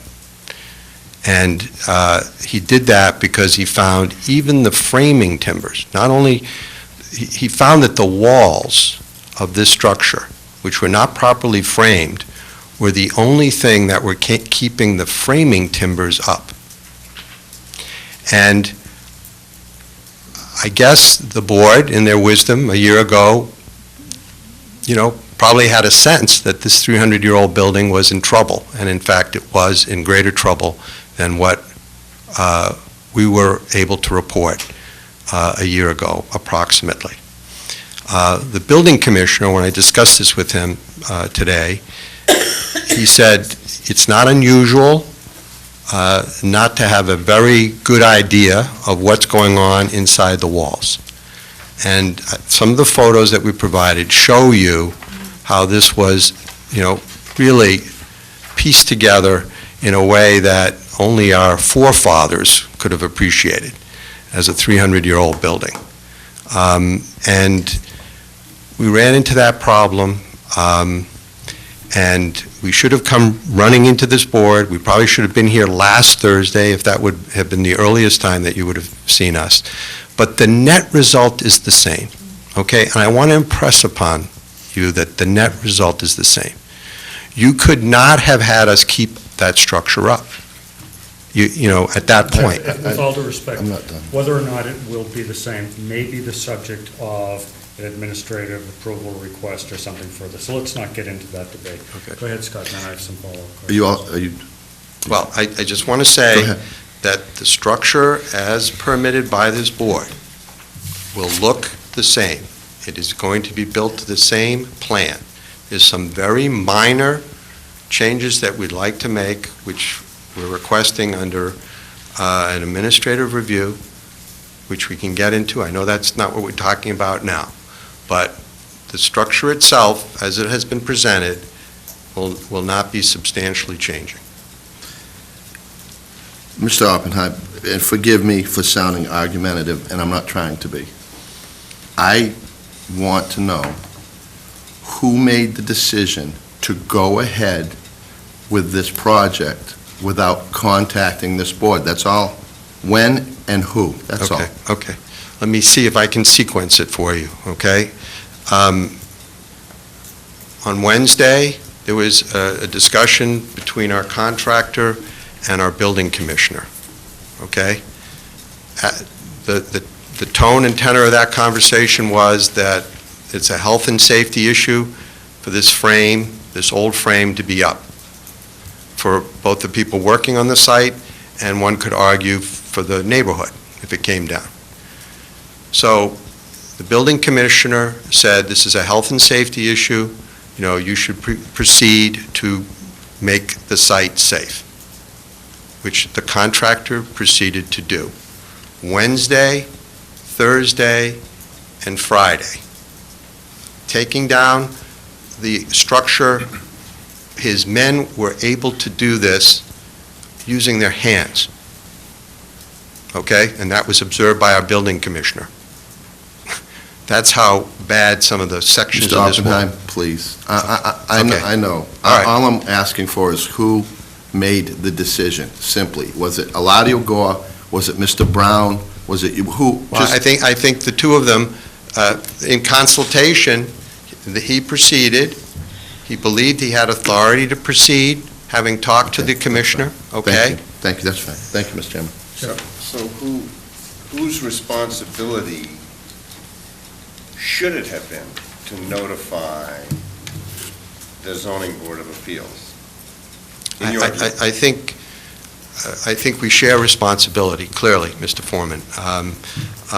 Under your decision is a finding, it's not a condition, but it's a finding, that we should have run in here and asked for permission.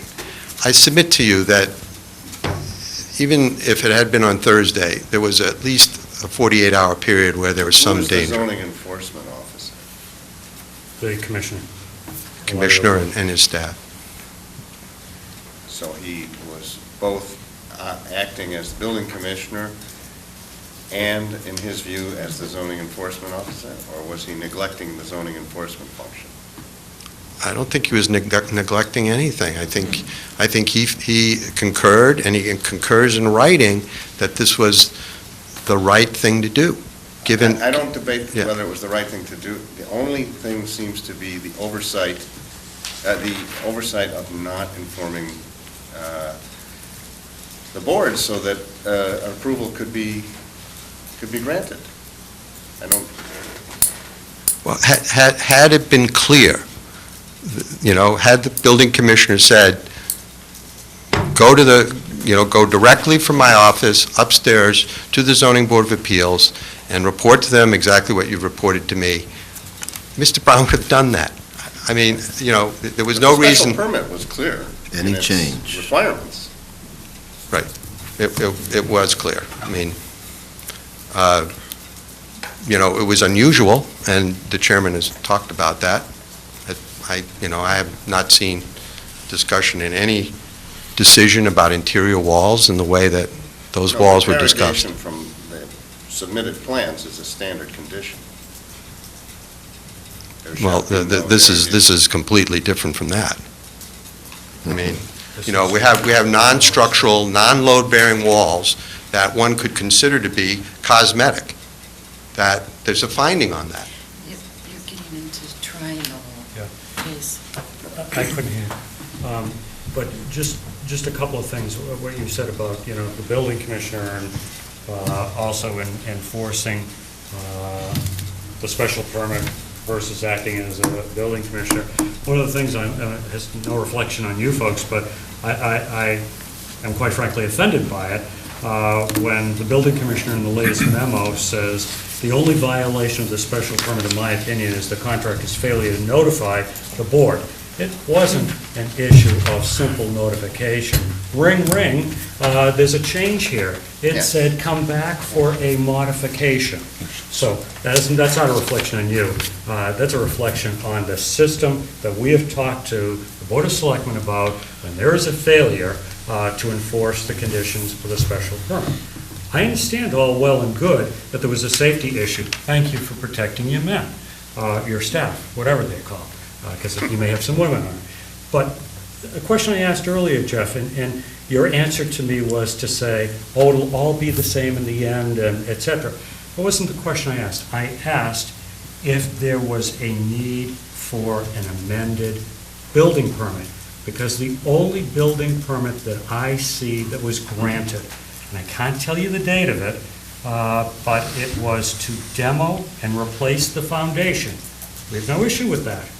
That was approved in our permit. Construction of a new roof, no issue with that. It was approved by us. Construct new porches and decks, no problem, we approved that. 2.5 foot addition to the kitchen, 34.3 foot long, no problem, we approved that. Install new roof and siding and windows and plumbing, electric, things that we approved. This does not allow for the demolition of any of the walls. It does not allow for, I can see again, you're taking it all down by hand and protecting the staff in such a violation, doesn't approve the rebuilding. So my question to you was there an application for an amended building permit, and should there have been? I don't know who we can speak to if we cannot go to our building commissioner with situations like this and go and address it. I mean, I think I'd answer it that way. Let me make it a real clear question. Was there a written request for an amended building permit? I don't believe so. And again, that's almost the same question that we had before. The permit said demo and rebuild the foundation, build porches, do an addition. It didn't. If you get a demo, we get demo permits. Building commissioner issues demo permits. Is that correct? Yes. It was a demo for the foundation. Was there a demo permit requested from the building commissioner to take those walls down because of the rough condition they were in? No.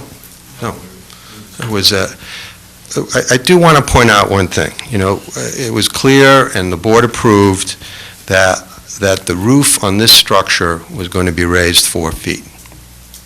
Okay? So the roof was coming off. Yep.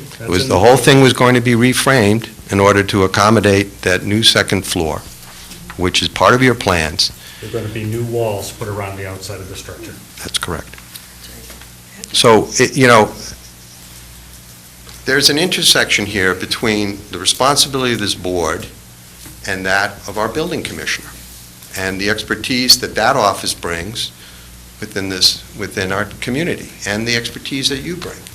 And there was a decision made last Wednesday without your input, and I acknowledge that. I acknowledged it in my letter. I acknowledge it now, okay? That there was a situation at this property which was dangerous enough to warrant the demolition of the frame of that old building, 300-year-old building. But there's also an intersection between this board, the rights of the applicant, the rights of the abutters, and the rights of the community. I agree. And the bylaws. I agree. And in January and February of last year, what this board tried very hard to do was to weigh and balance all of those intersecting rights. Leave the building commissioner out of it. It started here, and it was basically aren't going to tear that building down. And an acknowledgement that if we were to, this board might have approved something different.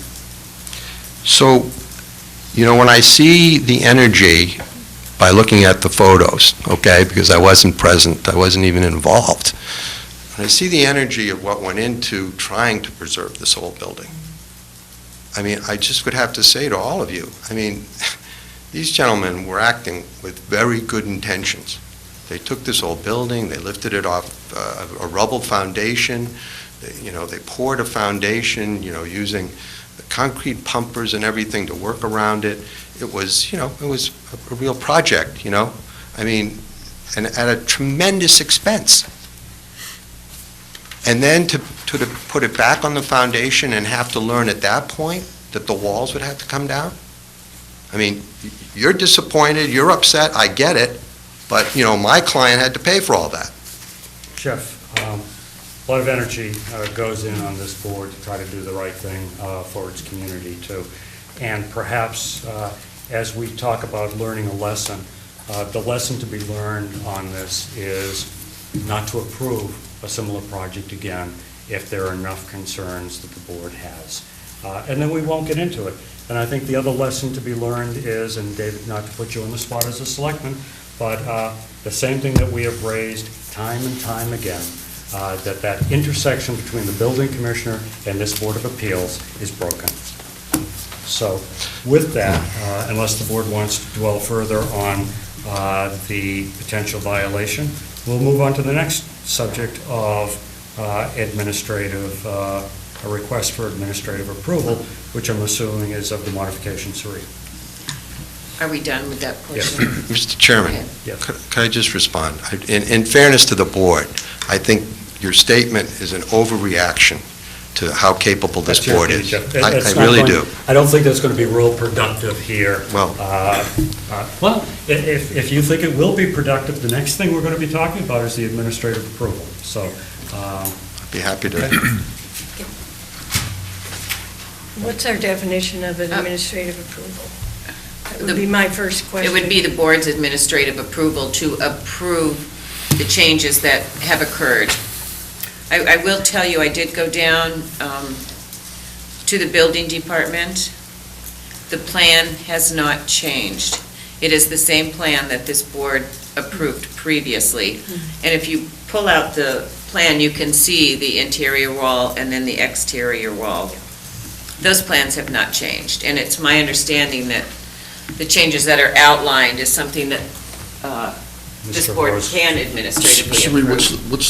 what's the need for the double wall now? You're not protecting anything. If I, The foundation's already there, that part's already been done, if I can back up just So- for a second and answer Just- Patty's question. just to let you know. Administrative approvals Guys are asking about the numerous. plans. An administrative approval can be granted by the zoning administrator according to our rules in under Chapter 40A of minor issues. And in fact, in our rules and reflected in our decisions are minor modifications can be administratively approved by the zoning administrator. If Sari doesn't think they are minor, it comes to the board. The board has the ability to also approve a modification to a special permit. The board does at an open meeting. The third modification is at a hearing. There are times where an applicant will come in and apply for a new hearing so that abutters can be heard for a modification to the special permit. Administrative approval does not give notice to abutters, whether it be done administratively by the administrator or here. The only thing that is out there is the fact that it was posted 48 hours in advance and put on our website. So that's Okay. As opposed to requiring, 3 weeks or whatever it is? More than that. No, more than that, 35 days. Sorry. And it's relative to the condition that is standard that you put in every decision that you make. Any deviation, no matter how minor, blah, blah, blah, can be administratively approved by the board or by the zoning administrator. So Yes. that explains also what that is and why they are coming to you to ask for an administrative approval So, Mr. based on Chairman, I that. understand it. Are you seeking our input on should we grant the administrative approval? Well, there are a It's up to number you of things guys. that need to be Yes. clarified. First, I think, when you look at the information that has been submitted by the applicant, and there's been a number of things, but I think Mr. Roslansky indicated that there were some minor changes in terms of chimneys, windows, doors, et cetera. I did go over those with the building commissioner Right. as well. There is approval, I suppose administratively, we've heard that there's no other changes. But in reality, there's a question to the board, is there administrative approval of what again was requested? It was in the findings, and the findings, by the way, are also what are there to support the conditions that said, in order to do anything other than do an envelope around the building, you need a modification for that. So, in fact, does the board need to approve the rebuilding of the walls, in addition to the minor changes to the windows and the doors, et cetera? I didn't I was still an associate member, but I sat through all the hearings last year, and I surely understood that they had to build new walls to form a good insulation for the structure, and they were going to retain those nice old beams and stuff that they thought would be, in other words, it was a whole sistered system. I mean, we approved it to be 6 inches bigger to support the new walls. Yep. I know, I mean, I didn't approve it.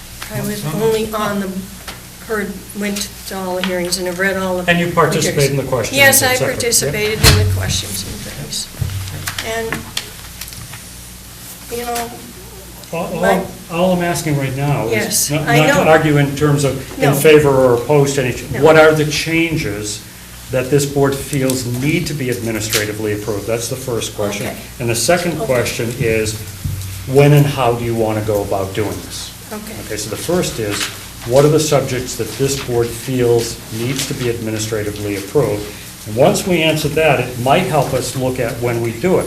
Because if it's saying that we need more information, there needs to be something else submitted, then you may or may not be able to do it this evening. That's all I'm trying to get to. So the first question is, So, what are the subjects? Speaking for myself, I'm happy with Cerie's endorsement.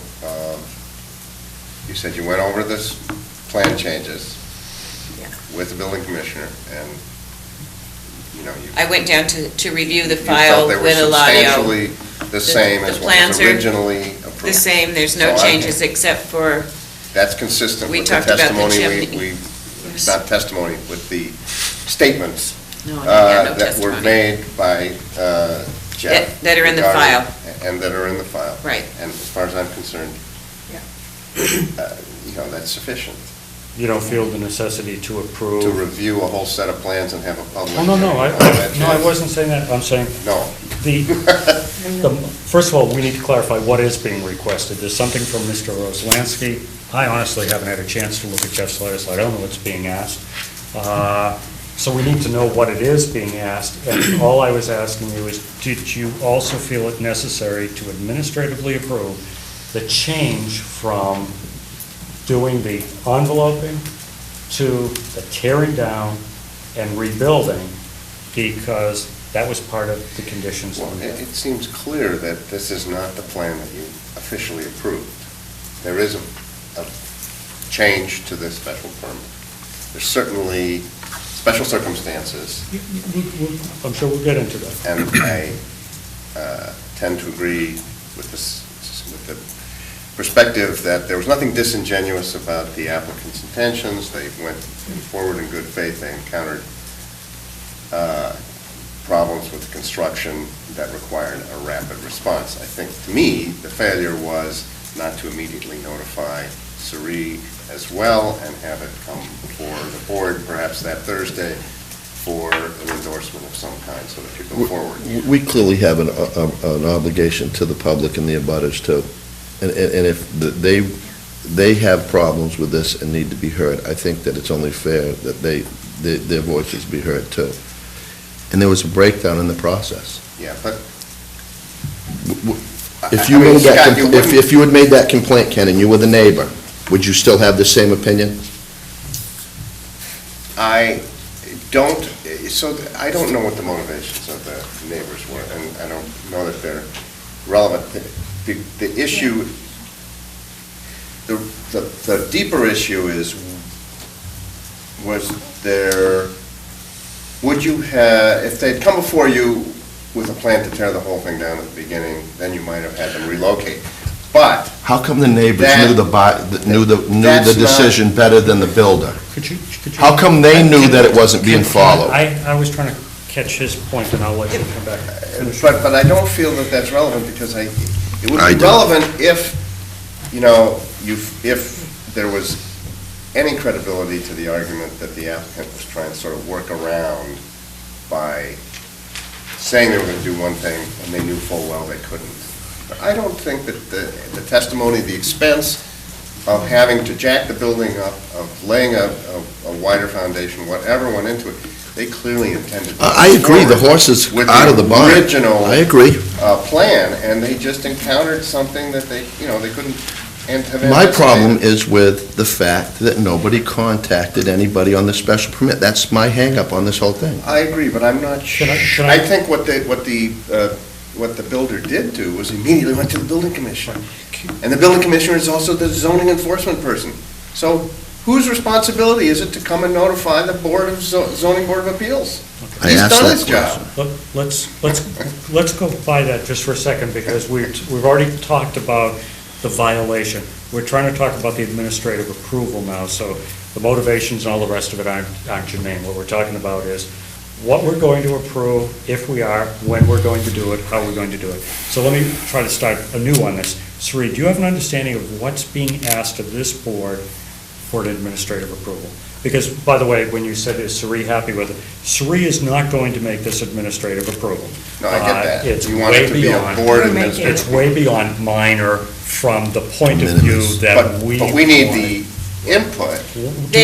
I will tell you that when they were contacted, they did come in immediately.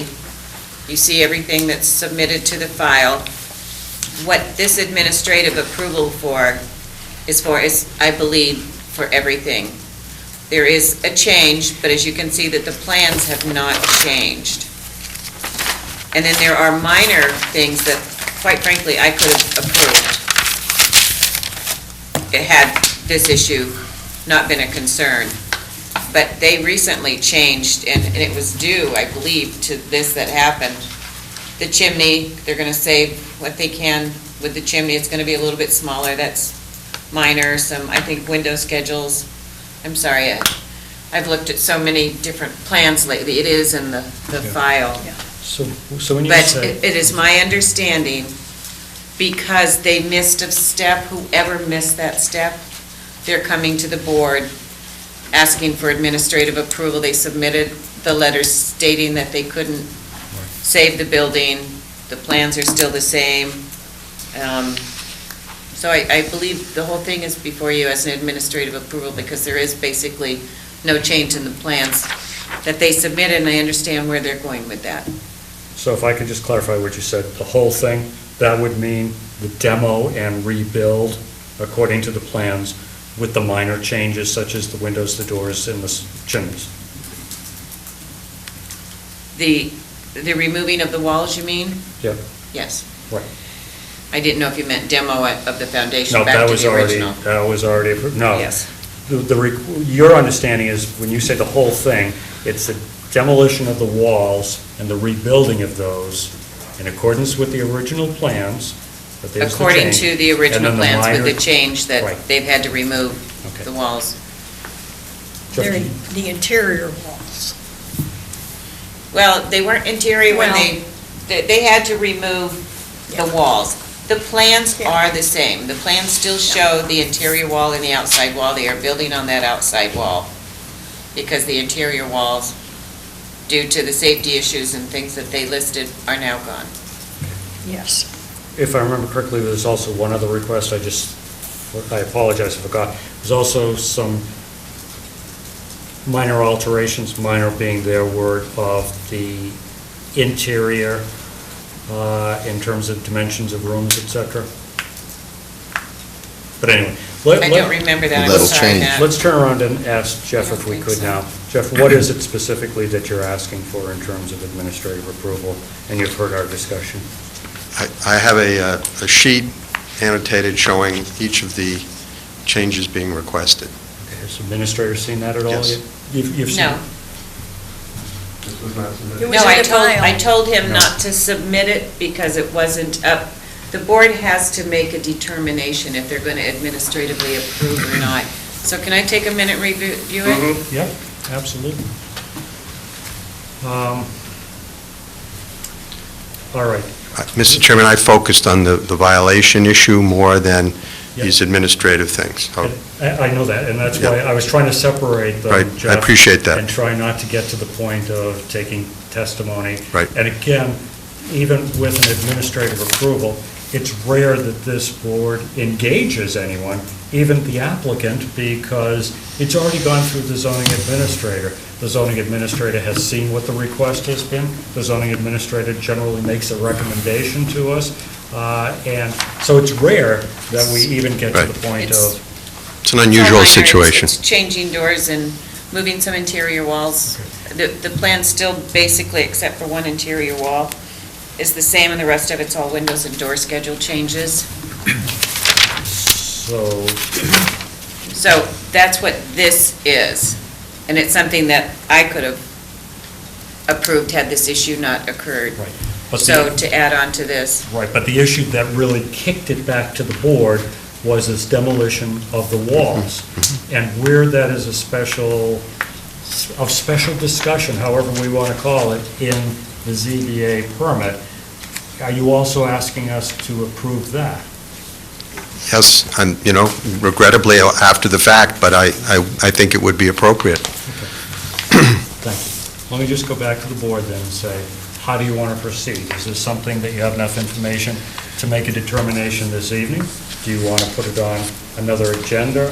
Our next meeting is the 21st of I February. have enough. I've had enough. I'm sorry, I can't do They've it. had enough, they want to move tonight, I think that was. Yes. interpret that. I've had enough. Should we put that in parentheses? Yeah, you can put it in the minutes. I thought it might have been we've had enough with the lack of enforcement of our Enough special information. permit. No. Well, like, who knows? Yeah. Guys, It is regrettable, though, that, like Mr. Murphy said at the ZBA meeting, that had we known, then we would have pushed it back, but we are where we're at. And it's too bad it took an abutter who's obviously concerned about this project to, shed light on it. That's the part I get hung up on. We do owe the community due diligence, so. Part of me would like to see a hearing for a modification, but I do see moving forward because, like Mr. Oppenheim said, the net result's gonna be And the it's only same. gonna cost them more money if So- we prolong this with the weather. I mean, the horse is out of the barn. A mistake was made, and that needs to be addressed somewhere before this happens again. But the longer we wait, as much as I hate to say this, the worse it's gonna be for them. I mean, and I say that with a bad taste in my mouth, but why, the horse is out of the, this house has gotta be built now, other than making them tear it down. Well- And we have to address this somewhere else, obviously, so it doesn't happen again. I think we're all of the opinion that this evening, there's no reason why we can't act on what you've asked for without the opportunity to say what we have So to say. do you want to make that vote? I think I'll ask for a motion. I will move. Well, no, if you could. I think just a couple of points on that is that Jeff, do you want to have a seat? Because they're going to there's discuss it much differently. that I think there's much import to this, that each of you that are involved in this special permit, as I look around the room, are not unfamiliar with this zoning board of appeals. You're not unfamiliar with the zoning bylaw, the process, our zoning administrator. And that's distressing, that to see a permit spelled out as much and to not realize that we're a part of this is distressing. And I think we learn from that because as we look forward, as we make decisions again, and we say, 3 board members out of 4 aren't really happy with what's going on here, perhaps I should say, I have learned a lot from this. So I think that everyone gets the message that's paying attention to this, that our special permits should mean something. As far as the rest of it goes, we're going to have to deal with it as we have been dealing with it again in terms of how the enforcement arm of this town works in relationship with the special permits that we focus on. So with that, I would happily move that we approve administratively the changes requested. Is that the form of the motion you'd like? that's fine. The request, which includes the demolition, the Okay. rebuilding, Point and of the order. minor changes. I would suggest that you make a move to discuss it for administrative review. Vote on that so I can give you this. Okay. Because this was a discussion of the violation and to make a determination if you're going to administratively approve it. So now you're going to discuss administration. Rather than approving it administratively, that we should have a review. Do you understand where I'm going? I do, but I honestly think it's a step that we don't need. We've Okay, had a well- discussion about it. It's on the agenda That's for fine. administrative You're approval. satisfied. The board's discussed that we'll do it this evening, so. These are all, but this is what I thought.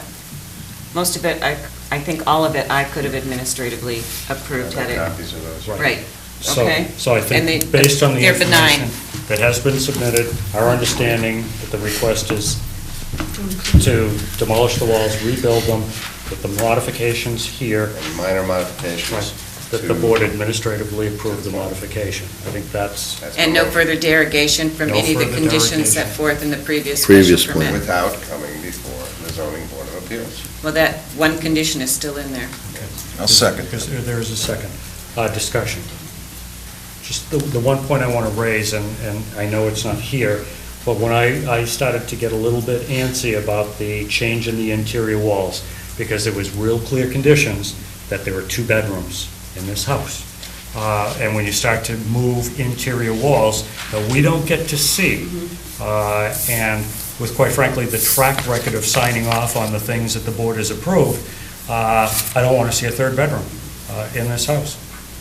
So, So I'll inspect it interiorly before I do the final sign-off, but you could see the one wall that was removed is in the living room area. any further discussion? All those in favor say aye. Aye. Opposed, unanimous vote. Thank you. Can we take? We're going to take a break, and we're going to be back, we're going to be talking about 40 Main Street.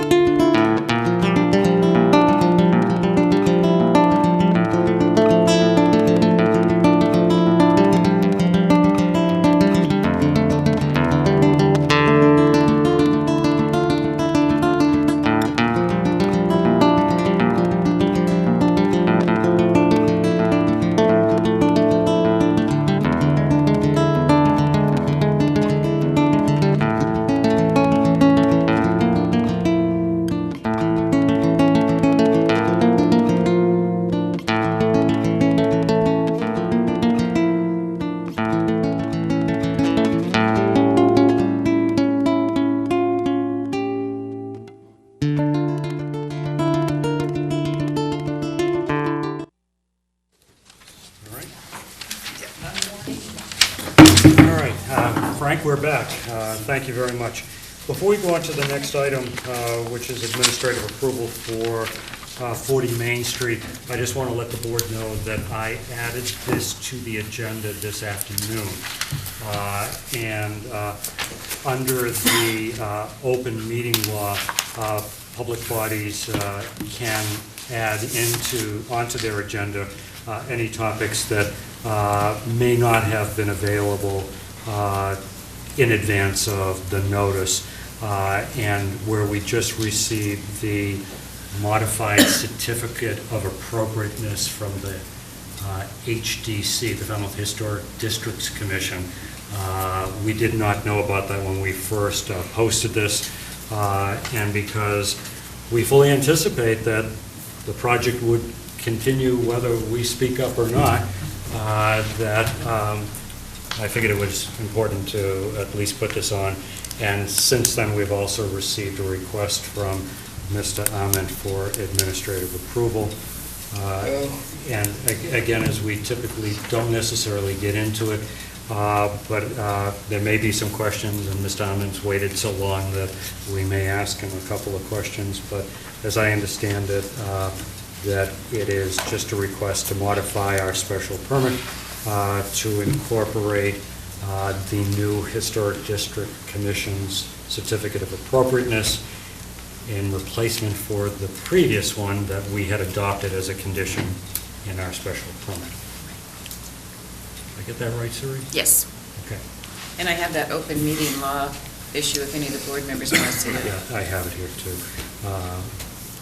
So, questions? No. One out. I have a couple, if I could, Bob.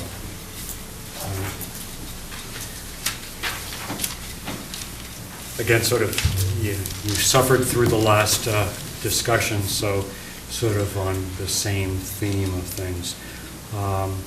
When you came before this board for the special permit, did you anticipate tearing down the porches, or did the developer anticipate tearing down the porches? I didn't. I think that perhaps the builder did. The testimony to the Board of Appeals described the project as including gutting the interior, removing the lead paint. We talked quite a bit about that. I'll be quick about it. It was just Replacing all the sidings. Was there the anticipation, you said the builder perhaps did? I think he did, because Yeah, the building permit application for that work Answer the was question. submitted prior to the hearing. I wasn't aware of that, but I see that now. Why then was there a request, why did you need to go back and get a modified certificate of appropriateness from HDC? Obviously, because the HDC felt that it was necessary, and the building commissioner, having issued a building permit to do the work on the 21st of December, when the HDC went to him, as I understand it, called the builder in and said, hold up. And so we went back to the HDC to get their approval of all the details. Now, when we came to the Board of Appeals, we specifically said that we would replace all the siding. All the siding is the shingling, and which is a lot of special shingling, and the clapboards. And the plans haven't changed, but the board, and they say repair as needed. The Historic District Commission obviously felt that the extent of repairs exceeded what they thought, and that it didn't include the replacement. But this is, again, another situation where there was actually specific approval for the removal of the decking. Yeah. Bob, I'm focusing, if I can, on the Historic District Commission. Okay. We brought this up a couple of weeks ago. You're probably aware of that. Actually, I saw you the day after this board had discussed it. Not that we talked about it, and we brought it up, we put it on our agenda because of a memo we got from Marlene McCollum, the Assistant Town Planner who staffs the HDC, And in that memo, she said that there was an indication that work had not been approved by the HDC. She confirmed that the work that was being done had not been approved, that no other changes to the porches were indicated or permitted, and that the porch removal had not been reviewed or approved by the HDC. And ultimately, as I understand, that led to a stop work order. So I guess my question is... Can I comment on that? Yeah, please do.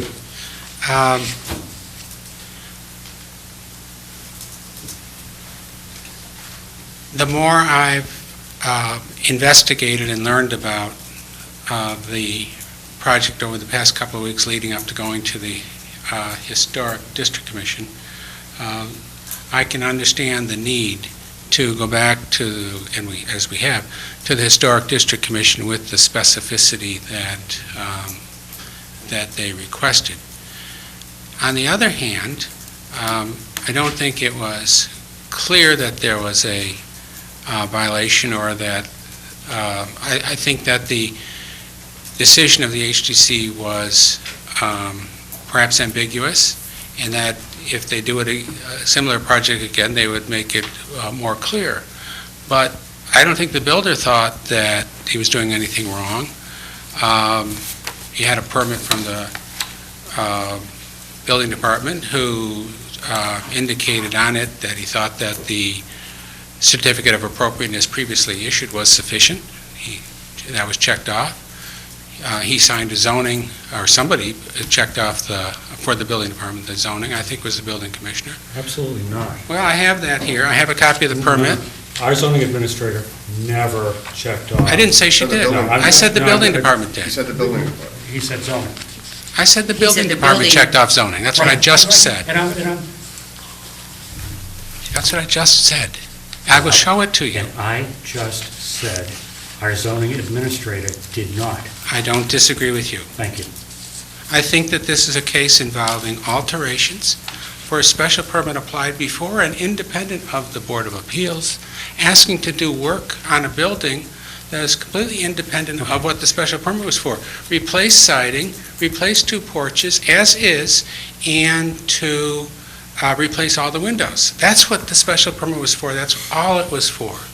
And I'm sorry, that's Have you what ever the been- building department... Have you building ever department- been unreasonably denied an administrative modification from this board or this administrator? I don't remember if I've ever been unreasonably denied an administrative request. I don't know what the reason for the Today, question is. This office asked you to submit this administrative approval. I did, Yes, based on the request of this office. yes. If you needed to go back and get a modified certificate of appropriateness from the HDC, and as you know, we incorporated the decision of the HDC in our permit, all I'm saying is, I would appreciate that you respect this board, and I'm not saying you personally, Bob, that applicants respect this board and come back in for a modification. Now, the end result of this is that it's before us, based at our request, because there's very little we can do, and we'd like to modify the permit to include the certificate of appropriateness. But I as I appreciate said, that. you suffered through a great deal of time, a bit on the prior agenda item, and it's important, I think, for all of those who participate in the zoning process in this town to recognize what the process is. That's all. Does the board have any questions regarding the administrative approval? I do. Okay. Bob, I think you'll agree it's been a long night.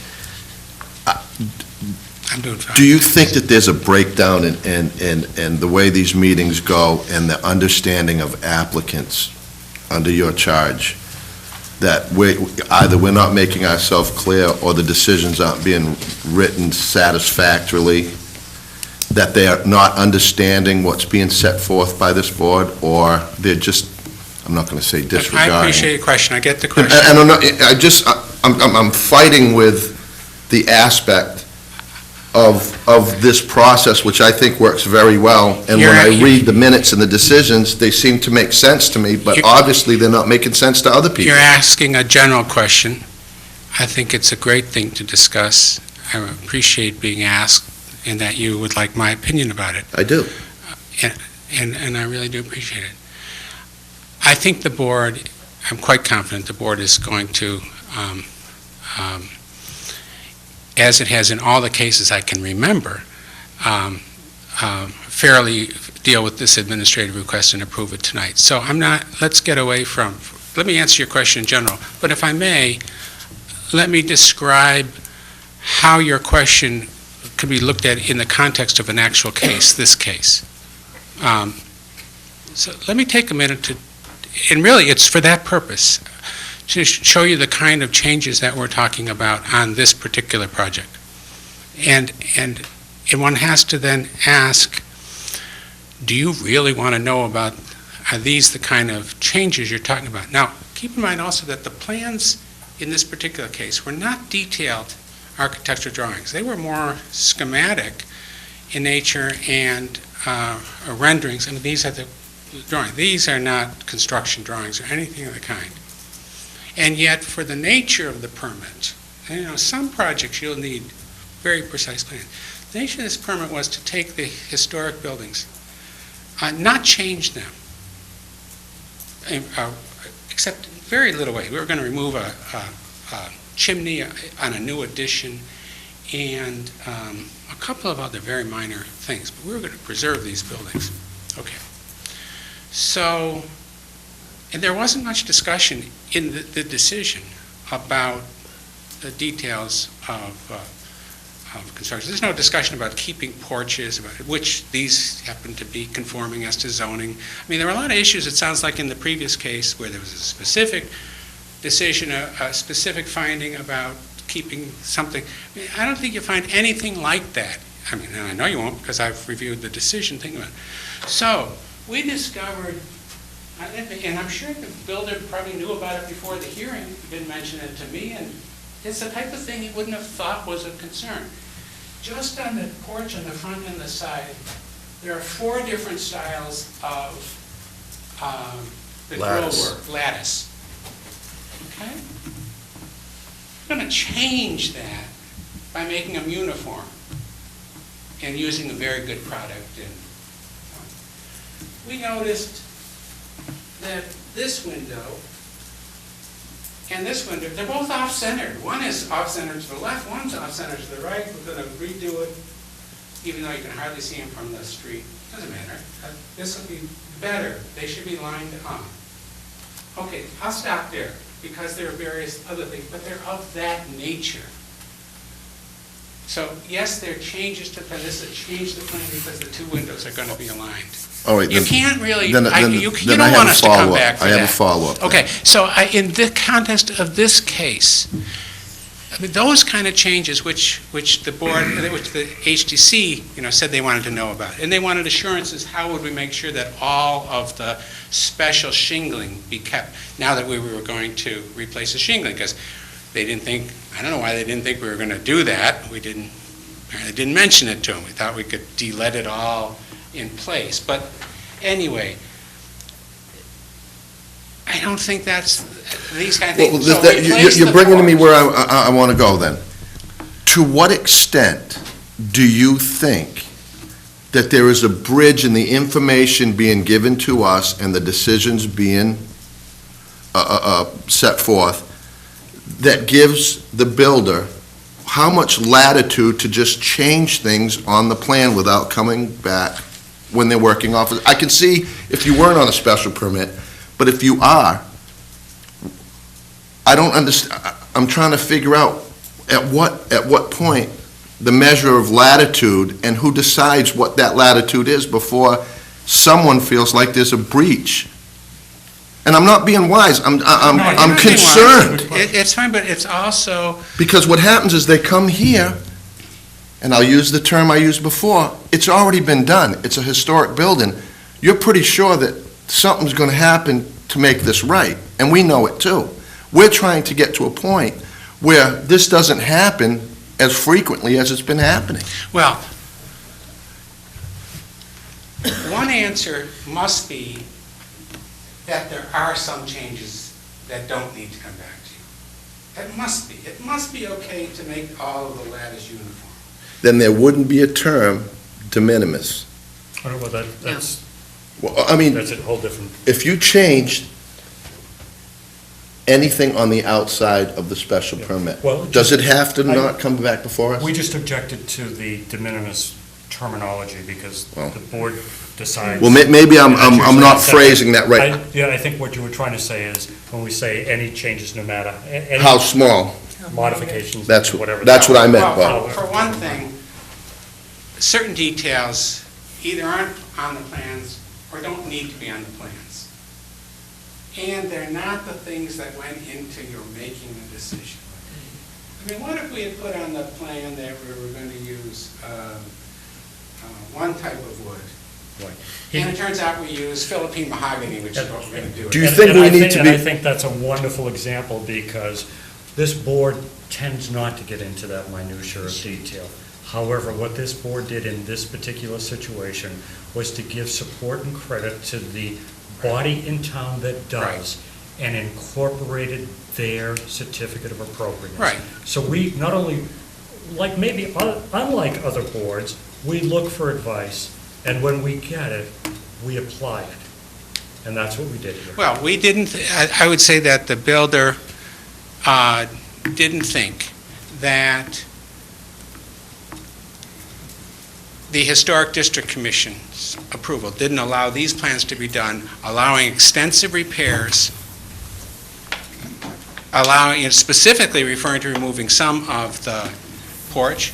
You know, the roof was never taken off. It was always the intent to put it back the way it looked. I have photos that if I show you the photos of, for instance, the whole balustrade system, you would say, of course that all had to be replaced. And so we had permission to remove the deck. We left that. We had permission to repair as needed. We went to the building commissioner. They said it's all rotted. We want a permit to replace the deck. They thought they were doing the right thing. Now, then they said go to the Historic District Commission. The builder applied to go back to the Historic District Commission.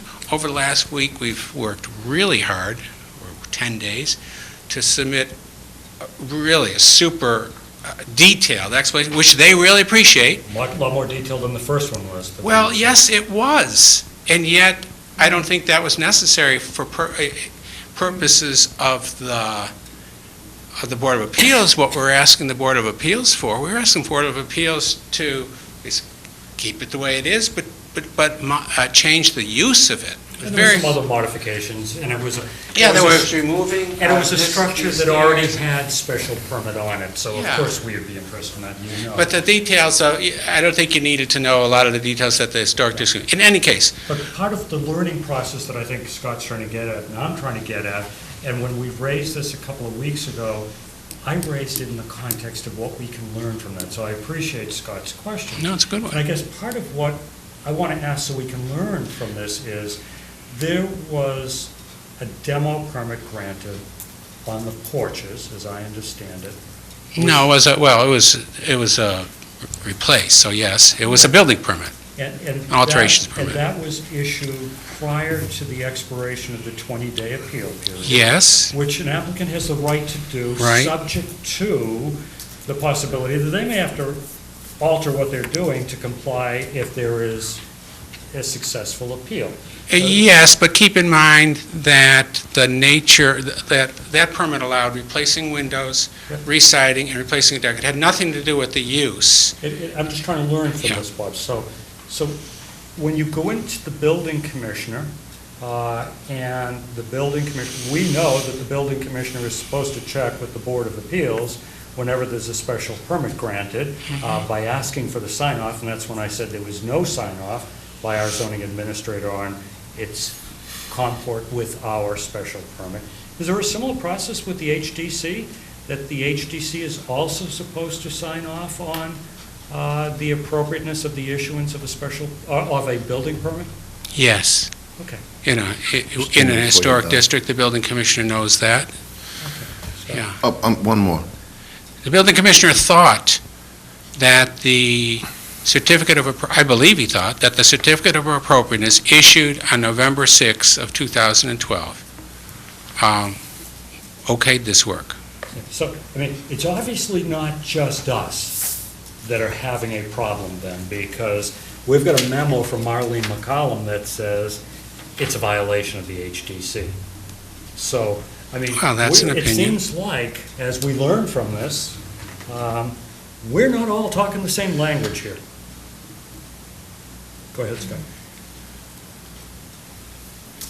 We've been tasked with, let me form this in a question. Were you aware that You don't, it's not a hearing, don't All worry right. about it. we've been tasked with trying to make this whole process easier for the applicant? No, we wanted to make it easier. Right, for the applicant. and more streamlined, and we had meetings with the select. Situations like this, Bob, and some other ones, will force this board to be more scrutinizing because we won't want to go through this. So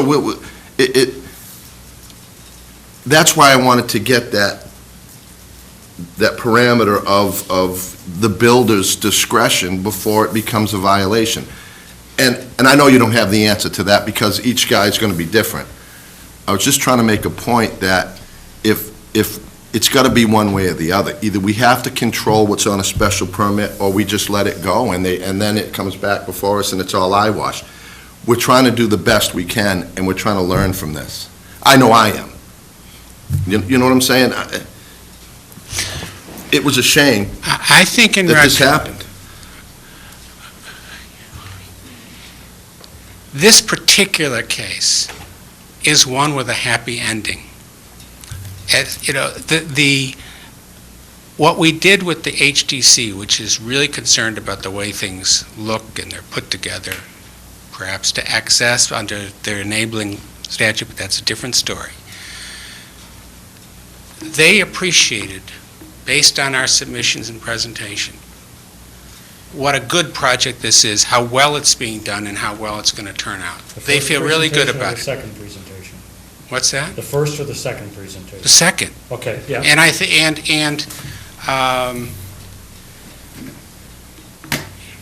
maybe we should have done more at the first, I was but gonna say, they were that's not satisfied. I don't consider it a happy ending for us. Maybe it's a happy ending for the community, for the applicant, but it's not a happy ending for us if you said there was no need to have gone back to anyone. Well, keep in mind that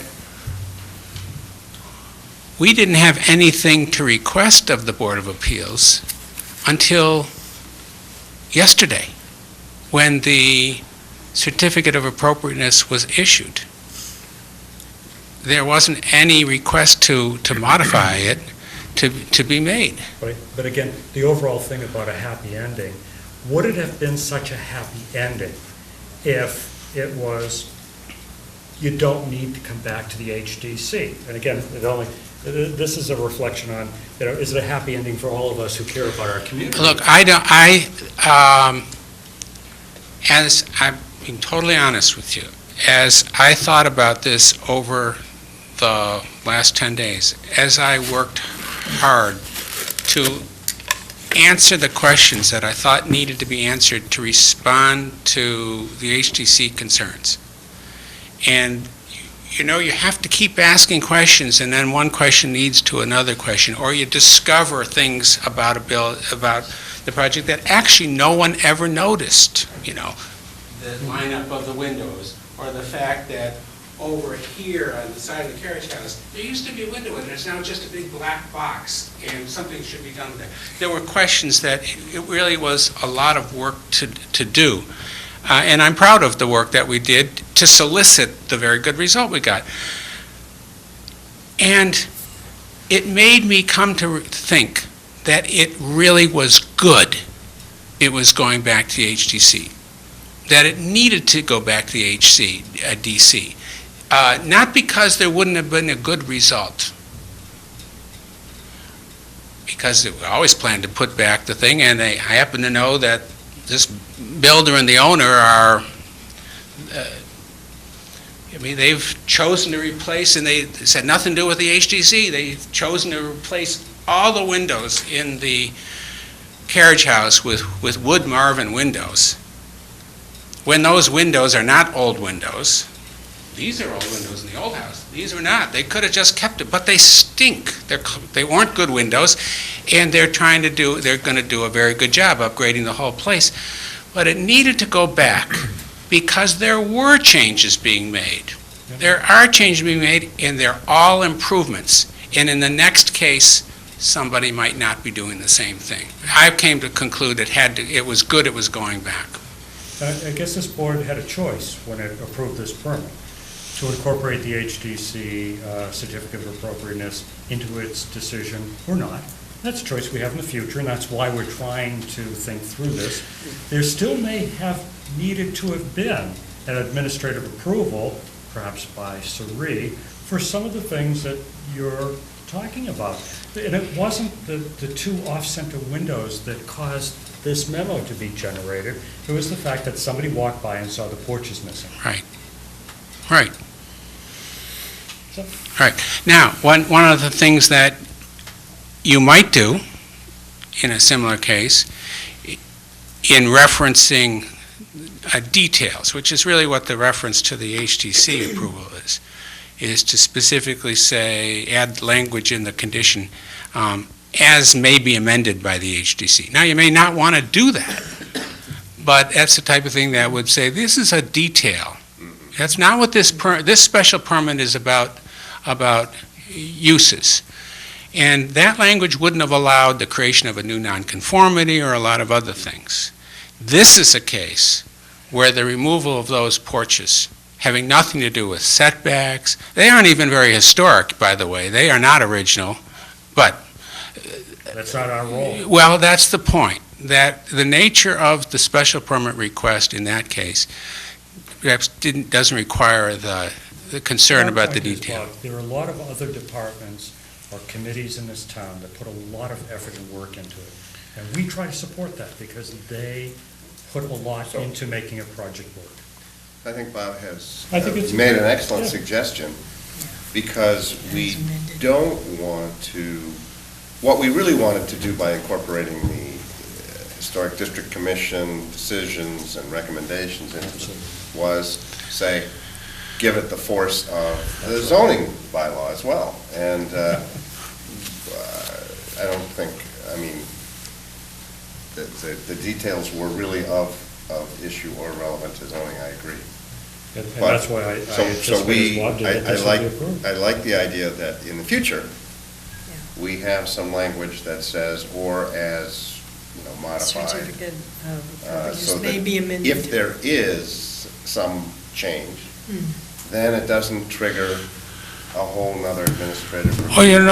Or you could do even better. Unless it affects zoning at Unless that it affects point, zoning, 'cause they just could pertaining include- to They this could change decision. lot coverage. Well, they allow them to take a porch out, and I understand what you're saying, and I agree to a certain extent, but you'd also have to put the caveat in there that as long as it doesn't affect any dimensional requirements set forth by the zoning bylaws and I stuff. think Well, you could put in the those- language consistent with this opinion. Any changes by the HDC consistent with the decision. Again, food for thought. Consistent with the zoning bylaws. That's what Scott thought about. At some point, we'll probably discuss this more, and we may ask for other people's expertise. However, I caution you to jump to that conclusion, because we have a zoning administrator for a reason.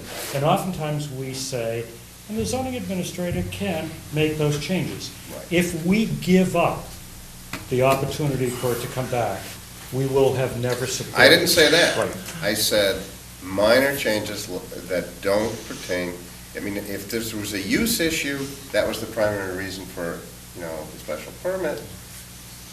I have a couple more things I'd like to say. One is very practical and related to this particular case. There is one request that was made to the HDC that does make a difference in your decision, and I'd like to make sure you understand that we're asking you to approve that in your administrative approval. So let me just dwell on that for just a second. You approved the removal of this chimney from the back, and because of some changes in the layout to the kitchen area, they can keep the chimney, they can keep a fireplace in there. So I'd like to keep a fireplace. The HDC said that's fine if you keep a fire, and it doesn't need to rise so high as it does now, because there's enough separation, just has to be 2 feet above the ridge. And they didn't want a metal cap on it. Yeah, they don't want a metal cap, and they want it to be brick-clad, and so I just want to make sure you understand we're asking you to do that it's not all just these. That's the one change that is, I think you'd be interested. Second thing I want to say is that I deal frequently with the building commissioner, but not as frequently as I think, as Sari does, or as the chairman does, and so on. I have not dealt with the commissioner extensively about this matter. I've had a discussion with him about how this might have been handled differently, but I haven't had a lot of discussion with him. And there are other people who have much more dealings with him than I do. But I just want to say that in my dealings with the building commissioner, I think he cares about things. I think he tries to do the right job. I think he does a very good job. And if there is an issue about communication, I really hope that the building commissioner, even if there have been errors made in this case or in other cases, yes, maybe the building commissioner should have thought to send this to the HDC, or even though he had a building permit that was pending even before the Board of Appeals on some of these things, should have thought that he had to check with the Board of Appeals. Maybe he should have done that. But I just think we have a terrific building commissioner. He's been here a long time, and I think we shouldn't lose sight of that. Don't consider any of our comments to be anything about Mr. Gore personally. We've been talking about Well, it's about the job procedures. that is We're done. talking about procedures. Yeah.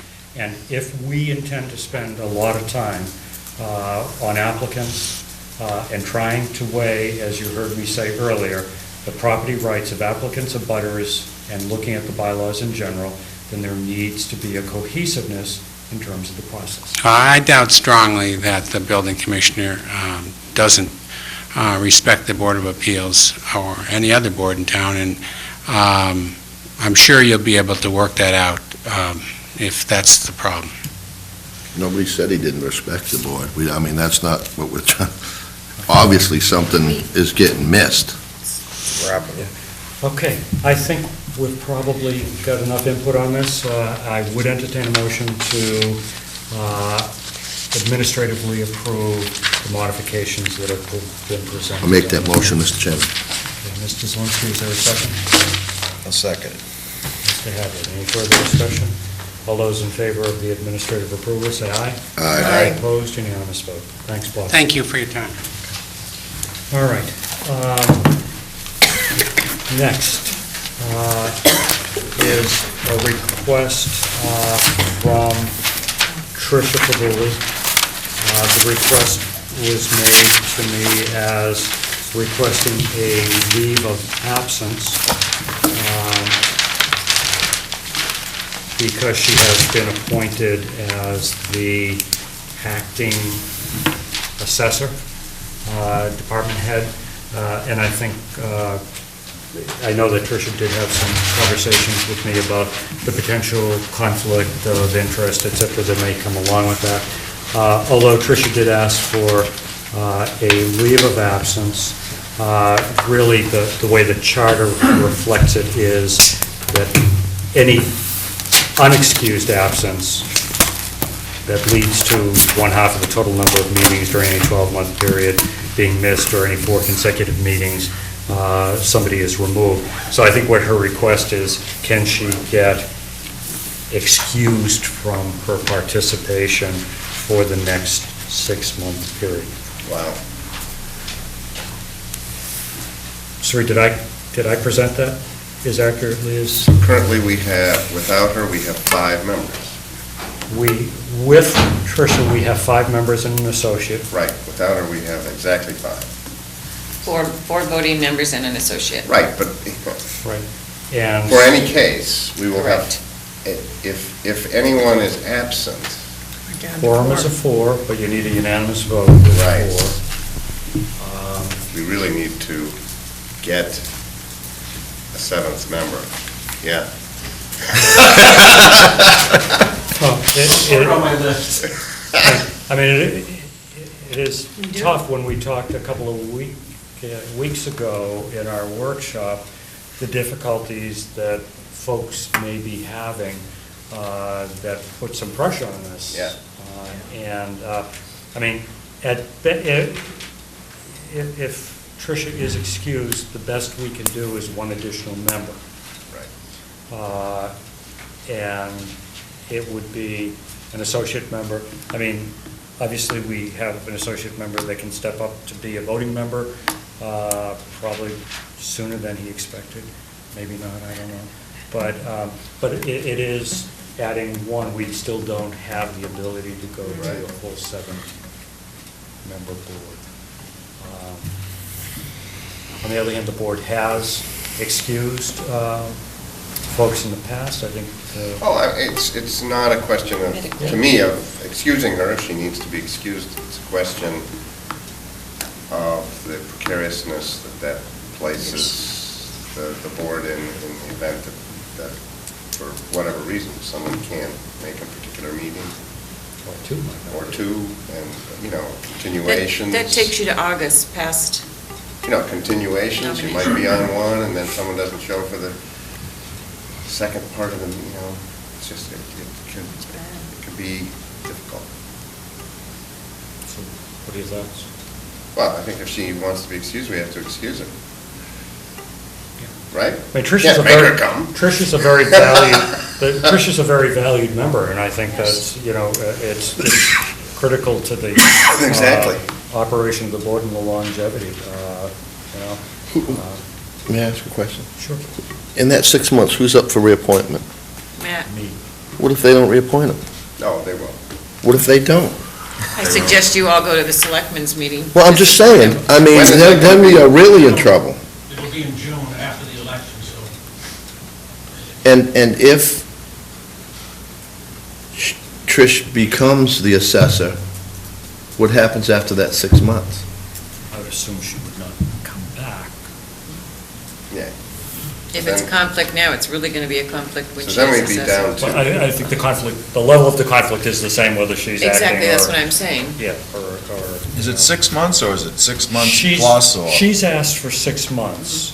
We don't know how long the acting position Right. will last. She's even unsure, Right. based on the track, or the history of acting positions. But I think, Well, we have an acting DNR director that's been at it for, what, a year and a Yeah. half? Maybe longer. but I think this is a crucial position that hopefully I don't know. She's hoping that it'll be done within 6 months, but she agrees that we don't We had an acting town engineer know. for over a year. Oh, more than that, Yeah. 2 or 3 years, So, but I that was mean- another But- situation. And I suppose that's not terribly germane. The issue is Tricia has asked for it. And we needed, So do we need to vote that? Is that- Yes. All right, Yeah. so I will move that we grudgingly allow Tricia to excuse to her excuse absences for herself the next for 6 6 months. months. I'll second it. Scott Beecham, Oh, good. Ken, and Scott. Any further discussion? Other than just the comment that I think based on what you said, and I've been trying every time we meet, including at the planning board last time, looking, I know that we I know that I've, based on our Hey, discussion. this is so much fun. Yeah, that I've talked with candidates, potential candidates for application, nothing's happened. I suppose this time around that we do need an associate, and perhaps that could lead to a voting appointment, I don't know, but, we're at a precarious point, so what I would say is that please, and in many ways, I hope that Tricia, as qualified as she is, might be appointed as the town assessor, I really do. She's done a lot for this town, but that's just an editorial comment, it has nothing to do with the zoning board of appeals. She lowers my assessment. probably. Yeah. Gets my vote. You just said that on TV. There'll be a cruiser waiting for you right out there. And she would say no because she wants to get that job. Exactly. But I think the other thing is that please as much notice to Sari, calendars, vacation. I know there are some things that are completely unpredictable that we're going to have to face together. Keeping in mind, we've given other members our assurance and our support for other things, too. Right. Yeah, that's what I said. Yeah. Absolutely. So, all those in favor say aye. Aye. Opposed, unanimous vote. Okay, good luck, Tricia. And anything else to go on the agenda? I am meeting with Julian tomorrow morning at 9 o'clock about the zoning bylaw effort and Do you based want on an the planning. update of that on the 21st? Yep, that sounds good. And the planning board's somewhat adamant direction that we seek the full $55,000 for the review of the bylaws, so I'll report back. I can't ask you a question outside the box, can I? You can ask me that. All right, anything else to come before the meeting? Absolutely not. Then I will adjourn. Thank you very much. David, thank you. Michael, thanks for sticking around with us. So what happened to Dave then, the assessor? He's went to gone the-